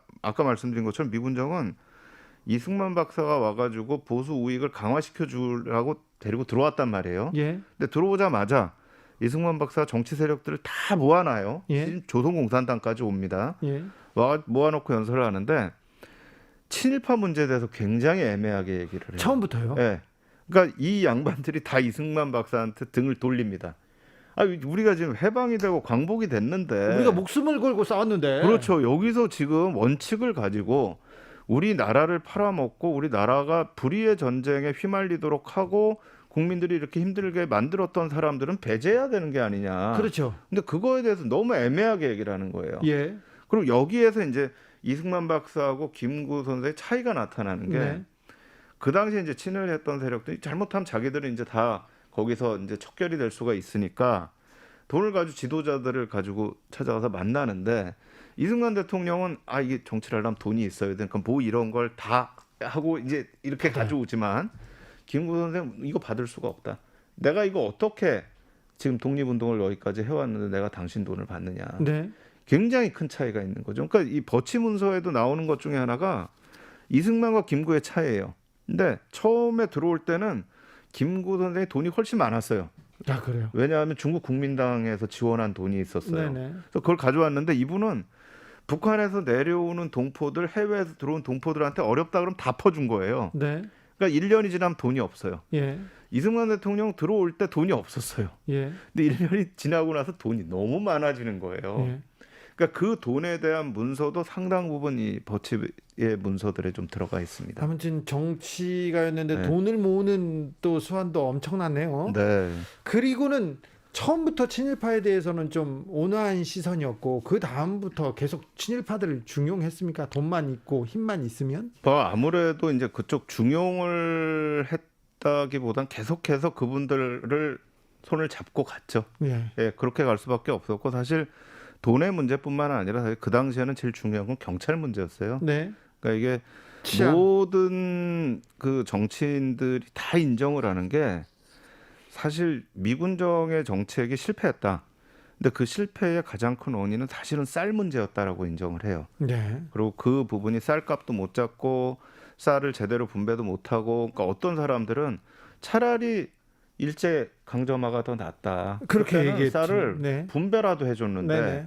야, 이 쌀이 똑 떨어져 버린 거예요. 예. 거기다가 이 일제 강점화에서 우리 쌀을 뺏어갔던 경찰이 똑같은 사람들이 와서 또 우리 쌀을 또 뺏어가네. 네. 이런 생각들을 이제 하게 되는 건데, 그 쌀 수집을 하는데 제일 중요한 역할을 했던 사람은 사실 경찰들인데, 네. 문제는 이분들이 일제 강점기에도 경찰을 했던 사람들이라는 순사가 거예요. 경찰이 된 거잖아요. 네, 그러니까 저도 이게 모든 이 정치인들이 경찰 문제를 해결하지 않으면 미군정은 성공할 수 없다라고 얘기했는데 미군정이 끝까지 경찰 시스템을 안 바꿔요. 왜 안 바꿨나 제가 너무너무 궁금했는데 이 버치가 가지고 있는 문서에 너무나 중요한 부분이 있더라고요. 뭐라고 나왔습니까? 1945년 12월 말에 모스크바 3상의 결정이 나오고 나서 반탁 시위를 하면서 총파업을 해요. 네. 심지어는 예. 하지 사령관 집에서 일하는 사람까지 총파업을 해요. 네. 그러니까 뭐 밥도 못 얻어먹게 생긴 거죠. 그런데 유일하게 그 총파업에 참여를 안 한 게 경찰입니다. 네. 그러니까 미군정으로서는 우리가 믿을 수 있는 건 경찰밖에 없다. 그 사람들한테는 친일이냐 아니냐가 지금 중요한 게 아니에요. 이분들은 어쨌든 이 사람들은 지금 해방이 된 이 지역에 대한 안정을 하고 일본으로부터 항복을 받는다고 들어온 거 아니에요. 예. 그러니까 자기들이 통치를 하는데 자기들이 믿을 수 있는 사람은 경찰밖에 없다. 네. 이 얘기를 하는 거죠. 그러니까 이게 사실 우리 입장에서 보는 부분하고는 굉장히 큰 차이가 생기는 겁니다. 네. 미군정 그리고 이승만 박사의 시각이 친일파 청산을 하지 못한 우리의 역사로 또 고스란히 남습니다. 그런데 모스크바 3상회의 나오고 신탁 반탁 나왔는데 네. 광복되고 정부 수립까지 그 시간 동안 우리가 조금 잘 깨어 있었으면 어떻게 했으면 분단을 좀 막을 수 있었을 텐데 네. 역사의 시계를 돌려놓으면 저는 그 지점으로 가서 치열하게 싸우고 싶습니다. 저는 막을 수 있었다고 생각을 합니다. 그게 사실 이제 1945년 12월에 나왔던 모스크바에서의 한국에 대한 결정을 잘못 이해하거나 또는 정치적으로 이용을 하면서 결국 저는 내부적으로 분단이 간 게 아닌가. 그때 가짜 뉴스도 또 있었고요. 그렇죠, 당연하죠. 근데 네. 그 당시에 사실은 모스크바에서 미국과 소련이 결정을 했을 때 기본 의도는 네. 둘 다 빨리 나가고 싶었던 거예요. 그래요? 그러니까 사실 한국이라는 데가 굉장히 중요하긴 한데 다른 지역에 비하면 또 중요도가 떨어지기도 해요. 네. 그러니까 아시아에서 보면 일본이나 중국에 비해서 한반도의 중요도는 좀 떨어지고 예. 소련의 입장에서는 유럽에 비해서 아시아의 중요도가 떨어져요. 네. 그러니까 어떻게든 이 지역은 안정을 시켜놓고 자기들에게 적대적인 정부만 서지 않으면 빨리 나가겠다. 이게 모스크바 3상의 결정인데 이 내용을 신탁 통치안으로 완전히 바꿔놓은 거예요. 네. 그러니까 신탁 통치를 가지고 막 싸운 거죠. 근데 실질적으로 이게 나오고 나서 10일 정도 지났을 때 주요 정당들이 만나가지고 이제 4당 칸파라는 게 있는데 이 4당이 만나가지고 했던 합의문을 보면 이 사람들이 이 모스크바 3상회에서의 조선에 대한 결정이 무슨 내용인지 알아요. 알아요? 네. 아는데 이제 이걸 정치적으로 이용하려고 하는 세력들 결국은 그 실제로 아는 진신들을 다 깨버린 거죠. 네. 깨고 다르게 얘기하기 시작했죠. 자기들의 정치적 이익을 위해 가지고 반탁 신탁 통치에 반대한다. 모스크바 3상협정에 이거를 결정에 찬성한다도 아니고요. 총체적으로 찬성한다. 저는 그것도 이해를 못하겠어요. 좌파에서 그냥 우리 지지하고 빨리 니네 너 나가고 우리끼리 좀 잘 만들어 볼게 하면 되는데 거기다 총체적이란 말을 또 붙여요. 그러니까 저는 우익이고 좌익이고 간에 이거를 자기들이 정권을 잡기 위해서 정치적으로 이용을 하면서 실질적으로 결과가 그렇게 됐잖아요. 네. 결과적으로 보면 우익과 좌익이 남과 북에서 정권을 잡는단 말이에요. 예. 이 남과 북에서 정권을 잡았던 사람들은 통일 정부가 서면 정권을 잡을 수 없는 사람들이에요. 네. 근데 사람들에 따라서 이제 이런 얘기를 하죠. 어차피 그때 냉전으로 가는데 아무리 그걸 한다고 해서 그게 그러면 통일이 됐겠느냐. 저는 이 부분에 대해서 꼭 제가 반박을 하고 싶은 게 뭐냐면 냉전이 가장 엄혹했던 시기 1950년대입니다. 네. 오스트리아 통일 독립했습니다. 예. 10년의 기간을 거쳐가지고 이 사람들이 내부적으로 우리가 이렇게 하겠다라고 내부적으로 결의하고 해가지고 자기들이 독립을 해요. 그러니까 이게 외부 상황에다 자꾸 저는 돌리는 거에 대해서 저는 굉장히 좀 반대하는 입장이고 우리가 그 당시의 상황을 진짜 정확히 이해를 하고 외세가 무엇을 생각하고 있었는가를 이해하고 그것에 따라서 자기의 개인적인 정치적 이익보다는 정말 그 상황에서 우리가 해야 될 일들로 자기들의 어떤 정치적인 행동들을 이끌고 갔다면 저는 분단되지 않았을 거라고 생각해요.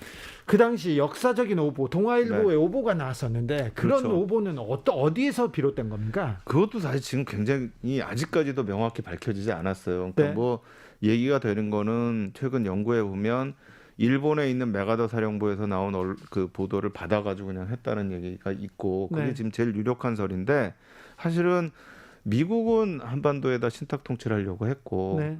소련은 한반도 신탁 통치를 반대했거든요. 네. 그런데 보도는 이제 소련이 신탁 통치를 반대로 썼죠. 예, 원한다라고 하면서 이제 반탁 운동이 사실은 반미 운동이에요. 그러니까 네. 아까 제 처음에 미군정이 이승만 대통령이나 김구 선생을 좀 싫어하고 약간 그쪽하고 안 하려고 했던 이유가 두 사람이 반탁 운동을 정치적으로 이용했기 때문이거든요. 네. 근데 그럼에도 불구하고 반탁 운동이 반미 운동이 돼야 되는데 반소 운동이 되고 반공 운동이 돼 버린 겁니다. 예. 그리고 거기에 그 과정에서 이제 우리가 얘기하는 일본 제국주의에 협력을 했던 사람들이 반탁 운동을 하면서 애국자로 둔갑을 하게 되는 거예요. 그러면서 이 남북 간의 그 분단은 고착화되는 거죠. 그렇죠. 그렇게 되면서 이제 저는 그래서 기본적으로 저는 이런 생각을 해요. 그러니까 우리가 뭐 북쪽에는 공산주의자, 남쪽에는 뭐 보수의 이렇게 얘기하는데 전 그것보다는 남쪽은 반탁 운동 했던 네. 사람들, 북쪽은 반탁 운동을 반대했던 사람들. 네. 이렇게 딱 나뉜 것 같아요. 그렇게 해서 나뉘었죠. 그러니까 실제 북쪽에 갔던 이 어떤 민족주의 우파 지도자들도 있었고 남쪽에 남았던 공산주의 세력들도 있어요. 예. 그러니까 이게 저는 좌파 우파로 나누기보다 오히려 이 신탁 문제에 대한 왜곡된 언론의 보도 네. 또 그거를 가지고 정치적으로 이걸 이용했던 정치 세력들이 결국은 우리 분단에 제일 책임이 있는 게 아닌가라고 생각합니다. 그 분단 상황에서 민족주의자들, 자주파들의 또 목소리가 조금 나왔어야 되는데 네. 김구 선생과 더불어 김규식 선생은 네. 어떻게 된 겁니까 그때? 그러니까 왜 사라졌어요? 김규식 선생은 사실은 너무 합리적이에요. 그러니까 이게 사실 정치를 하려면 합리적인 것도 중요하지만 또 이 정치적으로 뭔가 해야 되는 게 있는데 이분이 원래 학자 타입이에요. 네. 그러니까 약간 몸도 약하고 식민지 때도 했던 일이 이 일제강점기 조선에서 외국으로 유학 가는 사람들 중간에 상해 들리면 거기서 영어 가리키고 막 이거 하셨거든요. 네. 그러니까 너무 이런 분이니까 굉장히 자기가 이 버치 문서에 나오는 내용들을 보면 계속 고민을 하는 거야. 어차피 나 혼자 안 된다. 그러니까 내가 스스로 본인의 어떤 정치력에 대한 부분도 알고 있어요. 그러니까 내가 하려면 여운형 같은 사람이 있어야 된다. 그래서 이제 둘이 합쳐가지고 하는데 여운형이 암살당했잖아요. 네. 그러니까 뒤에 가서 이제 김구 선생하고 우리가 여기 지금 우리 허리가 깨질지언정 조국의 허리가 갈라지는 거는 볼 수가 없다라고 하면서 이제 38선 이부로 넘어가는 네. 거예요. 가서 이제 북쪽 지도자들하고 만나서 하자. 근데 그때 또 버치가 가서 이러고 가면 어떡합니까? 우리 가면 안전도 책임을 질 수가 없고 어쩔 수가 없습니다. 그러니까 요거 가기로 결정하셨으면 갔다 오는데 이게 마지막이고 다녀와서는 좀 협조를 해주세요. 그러니까 이제 김규식이 하는 얘기가 이게 마지막이 아니고 시작이다. 네. 나는 이거로부터 해가지고 앞으로는 조국의 이 허리가 잘리는 걸 보지 않기 위해서 나는 계속 노력하겠다. 이러고 가는 거예요. 예. 저는 김구 선생도 대단하다고 생각하는 게 이 양반은 평생을 반공을 위해서 살아오신 분이에요. 예. 그러니까 독립을 위해서도 살아오셨고 공산주의도 굉장히 싫어하시는 분이에요. 예. 그런데 마지막에 분단의 위기가 되니까 자기의 정치적 신념을 버립니다. 네. 내 정치적 신념이 중요한 게 아니고 조국의 미래가 더 중요하다. 김규식 선생하고 넘어가시는 거예요. 네. 사실 이런 참 진짜 저는 사실 그런 지도자들을 보면서 이게 참 지도자들이 정말 국가와 사회를 위해서 어떤 생각을 해야 되는가 네. 그런 걸 좀 많이 느껴요. 그 지도자들의 그런 희생과 노력이 있는데 결국 그분들은 다 사라지고 이승만 대통령 그리고 분단 그리고 전쟁을 맞습니다. 네, 그것도 또 이제 북한 문제도 있죠. 사실 북한의 공산주의자들이 이 일제강점기에 정말 국가의 독립, 이 민족의 독립을 위해서 활동을 했던 공산주의자들을 다 대표하는 사람들이 아니에요. 네. 사실 그분들은 이 일제강점기 때에 감옥에서 돌아가신 분들도 많이 있고 네. 또 해방 이후에 남쪽에서 탄압을 받거나 또는 정치 과정이나 전쟁이나 이 과정에서 숙청이 되거나 정치판을 떠나게 되는 이런 분들이 있어요. 그러니까 북쪽의 공산주의자들은 굉장히 문제가 많고 사실은 6.25 한국전쟁이라는 것도 기본적으로 놓고 보면 북쪽 공산주의자들의 오판에 의해서 일어난 전쟁이었거든요. 네. 그러니까 이게 사실 이 참 우리가 해방 광복이라고 하는 그 엄청난 기회가 위기가 돼버리고 그게 우리 사회를 어떤 이 소용돌이 속에 몰아넣는 데는 저는 우리 그 당시의 정치인들 특히 권력을 잡았던 정치인들의 문제가 저는 가장 컸다라고 생각합니다. 네. 버치 보고서 한국 정치의 기원과 원형을 확인할 수 있는 굉장히 귀중한 자료인데요. 네. 왜 이제 나왔죠? 그러니까 이분이 이제 돌아가시면서 네. 그 가족분들이 하버드 대학에다 그걸 기증을 하셨어요. 네. 근데 제가 이제 연구년 때 하버드 대학을 가서 교수님이 여러 가지 찾아오셨어요? 공부를 하다가 네. 우연히 이 자료를 발견을 하게 된 거예요. 교수님이 발굴하신 자료예요? 네. 그러니까 저도 이게- 하버드대 도서관 갔는데 예. 저는 못 찾았네요. 근데 이거가 거기 있는데 예. 사람들이 이 자료가 뭔지를 아무도 모르는 거예요. 네. 근데 제가 버치라는 이름이 너무나 이 유명한 사람이거든요. 그 네. 세계에서 제일 똑똑한 중이에요. 그리고 우리나라 그 정치를 당시에. 네. 쥐락펴락한 그런 중요한 중이 아닙니까? 네, 그리고 제가 버치 그러니까 눈이 확 뜨더라고요. 네. 확 떠가지고 야 이거 한번 봐야 되겠다. 그러니까 아니나 다를까 그 안에는 정말 너무나 소중한 자료들이 있고 그 안에서 예. 이걸 보니까 지금까지 우리가 생각했던 이 미군 정하에서의 상황을 보는 데에 완전 우리가 정치적 관점을 가지고 이 시대를 판단하고 재단을 했는데 네. 정말 자료에 근거해서 우리가 좀 볼 필요가 있다. 네. 그리고 그 시대에 오늘 쭉 말씀드렸던 것처럼 어떤 가짜 뉴스의 문제라든가 이게 정치인들이 자기의 정치적 이익을 위해서 이 정말 중요한 어떤 진실보다는 자기의 정치적 이해를 위해 여러 가지 했던 부분들 이런 부분들이 결국은 그 이후에도 계속돼서 이어져 오는 부분들이 지금도 이어지죠. 그렇죠. 그게 그 원형이 바로 이때 시작된 게 아니었는가. 정말로 있어야 될 분들은 역사의 뒤안으로 사라지셨고 네. 좀 안 있어도 되실 분들은 중심에 떠오르게 됐던 그런 어떤 역사의 기원이 됐던 시대가 아닌가라고 생각을 합니다. 지금 또 대선 기간인데 대선 주자들 역사 인식 보면 좀 답답한 구석도 있고 그런데 어떻게 보세요? 제발 좀 역사를 네. 아주 정치적으로 이용을 안 했으면 좋겠어요. 그러니까 역사는 좀 역사대로 두고 네. 그 시대를 우리가 제대로 좀 이해를 하면서 그때로부터 좀 제대로 된 교훈을 얻을 수 있게 하면 좋겠어요. 이게 몇 번이나 저희가 그런 경험이 있었죠. 역사를 정치적으로 재단을 하고 이용을 하면서 쓸데없는 역사 논쟁들이 일어났었어요. 네. 근데 그게 역사학 자체도 발전을 너무나 더디게 하고 국민들한테도 야 역사가 뭐 이게 뭐 정치적으로 다 해석 가능한 거 아니야? 라는 식의 생각을 갖게 하고 그러나 우리가 그 역사가 있었기 때문에 오늘의 우리가 있는 거고요. 오늘 우리가 또 역사를 만들어가고 있는 거고 우리 미래 세대가 우리가 만든 역사를 가지고 또 많은 교훈을 얻을 거예요. 네. 역사는 너무나 중요한 거니까 제발 좀 우리 정치인들 역사 좀 가만 놔둬주세요. 그런데 역사로부터 배우는 그런 정치여야 되는데 역사로부터 과오를 다시 반복하지 않는 그런 정치여야 되는데 그렇지 않습니다. 국민들이 좀 잘 쳐다보고 있어야 될 텐데요. 네, 그래서 저는 뭐 일단 역사학자들의 책임도 있고요. 예. 근데 저는 그나마 좀 다행이라고 생각하는 게 요즘에 굉장히 좋은 역사 관련 프로그램들이 많아요. 네. 그래서 저는 좀 더 재밌게 만들어가지고 네. 더 많은 국민들이 관심을 갖고 보고 네. 또 그거에 대해서 서로 많이 토론도 되고 또 제대로 된 교훈을 얻기 위해서 노력을 한다면 네. 정치인들 역시 저는 올바른 역사 인식을 갖게 되지 않을까라고 생각합니다. 아, 그렇습니까? 네. 그럼 역사학자가 좀 더 재밌게 하셨어야지 오늘. 오늘 재미없나요? 아, 네. 네. 알겠습니다. 제가 아무튼 반성하겠습니다. 많이 배우는 자리는 맞습니다. 역사로부터 배우고 성찰하는 역사 논쟁이 되기 위해서 국민들도 좀 깨어 있어야 되겠습니다. 간단하게 몇 가지만 물어볼게요. 이승만 대통령이 헌법 가치를 가장 잘 지킨 대통령이었습니까?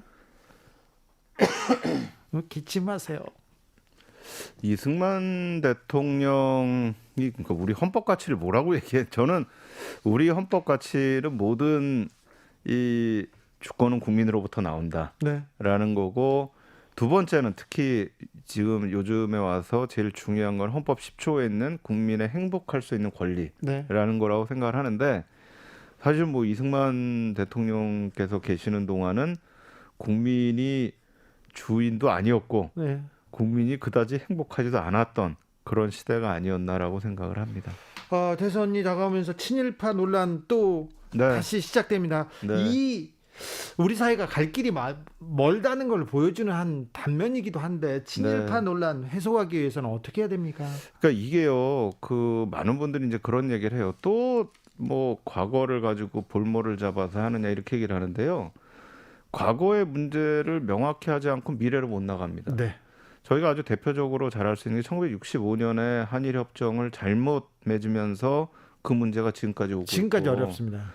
2015년에 위안부 합의 잘못하면서 지금까지 해결 못하고 있어요. 못 풀고 있습니다. 과거의 문제의 잘못된 부분들을 바로 잡고 그거에서 올바로 인식하는 것이 미래를 위해 너무나 중요하거든요. 제가 오늘도 사실은 저는 일본을 굉장히 제가 좋아하는데 일본에 대해서 화가 나는 게 뭐냐면 일본이 45년 이전 역사에 대해서 과연 제대로 성찰을 하고 있는가.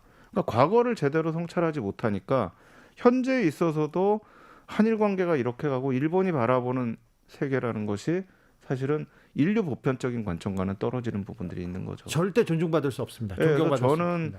과거에 대한 문제를 또 과거라고 자꾸 치부하지 말고 정말 미래를 위해서는 우리가 해결하고 나가야 되는 문제라고 저는 생각을 합니다. 알겠습니다. 말씀 잘 들었습니다. 주진우 라이브 제76주년 광복절 특별대담 격동 1945. 지금까지 서울대학교 국제대학원장 박태균 교수였습니다. 감사합니다. 네, 감사합니다.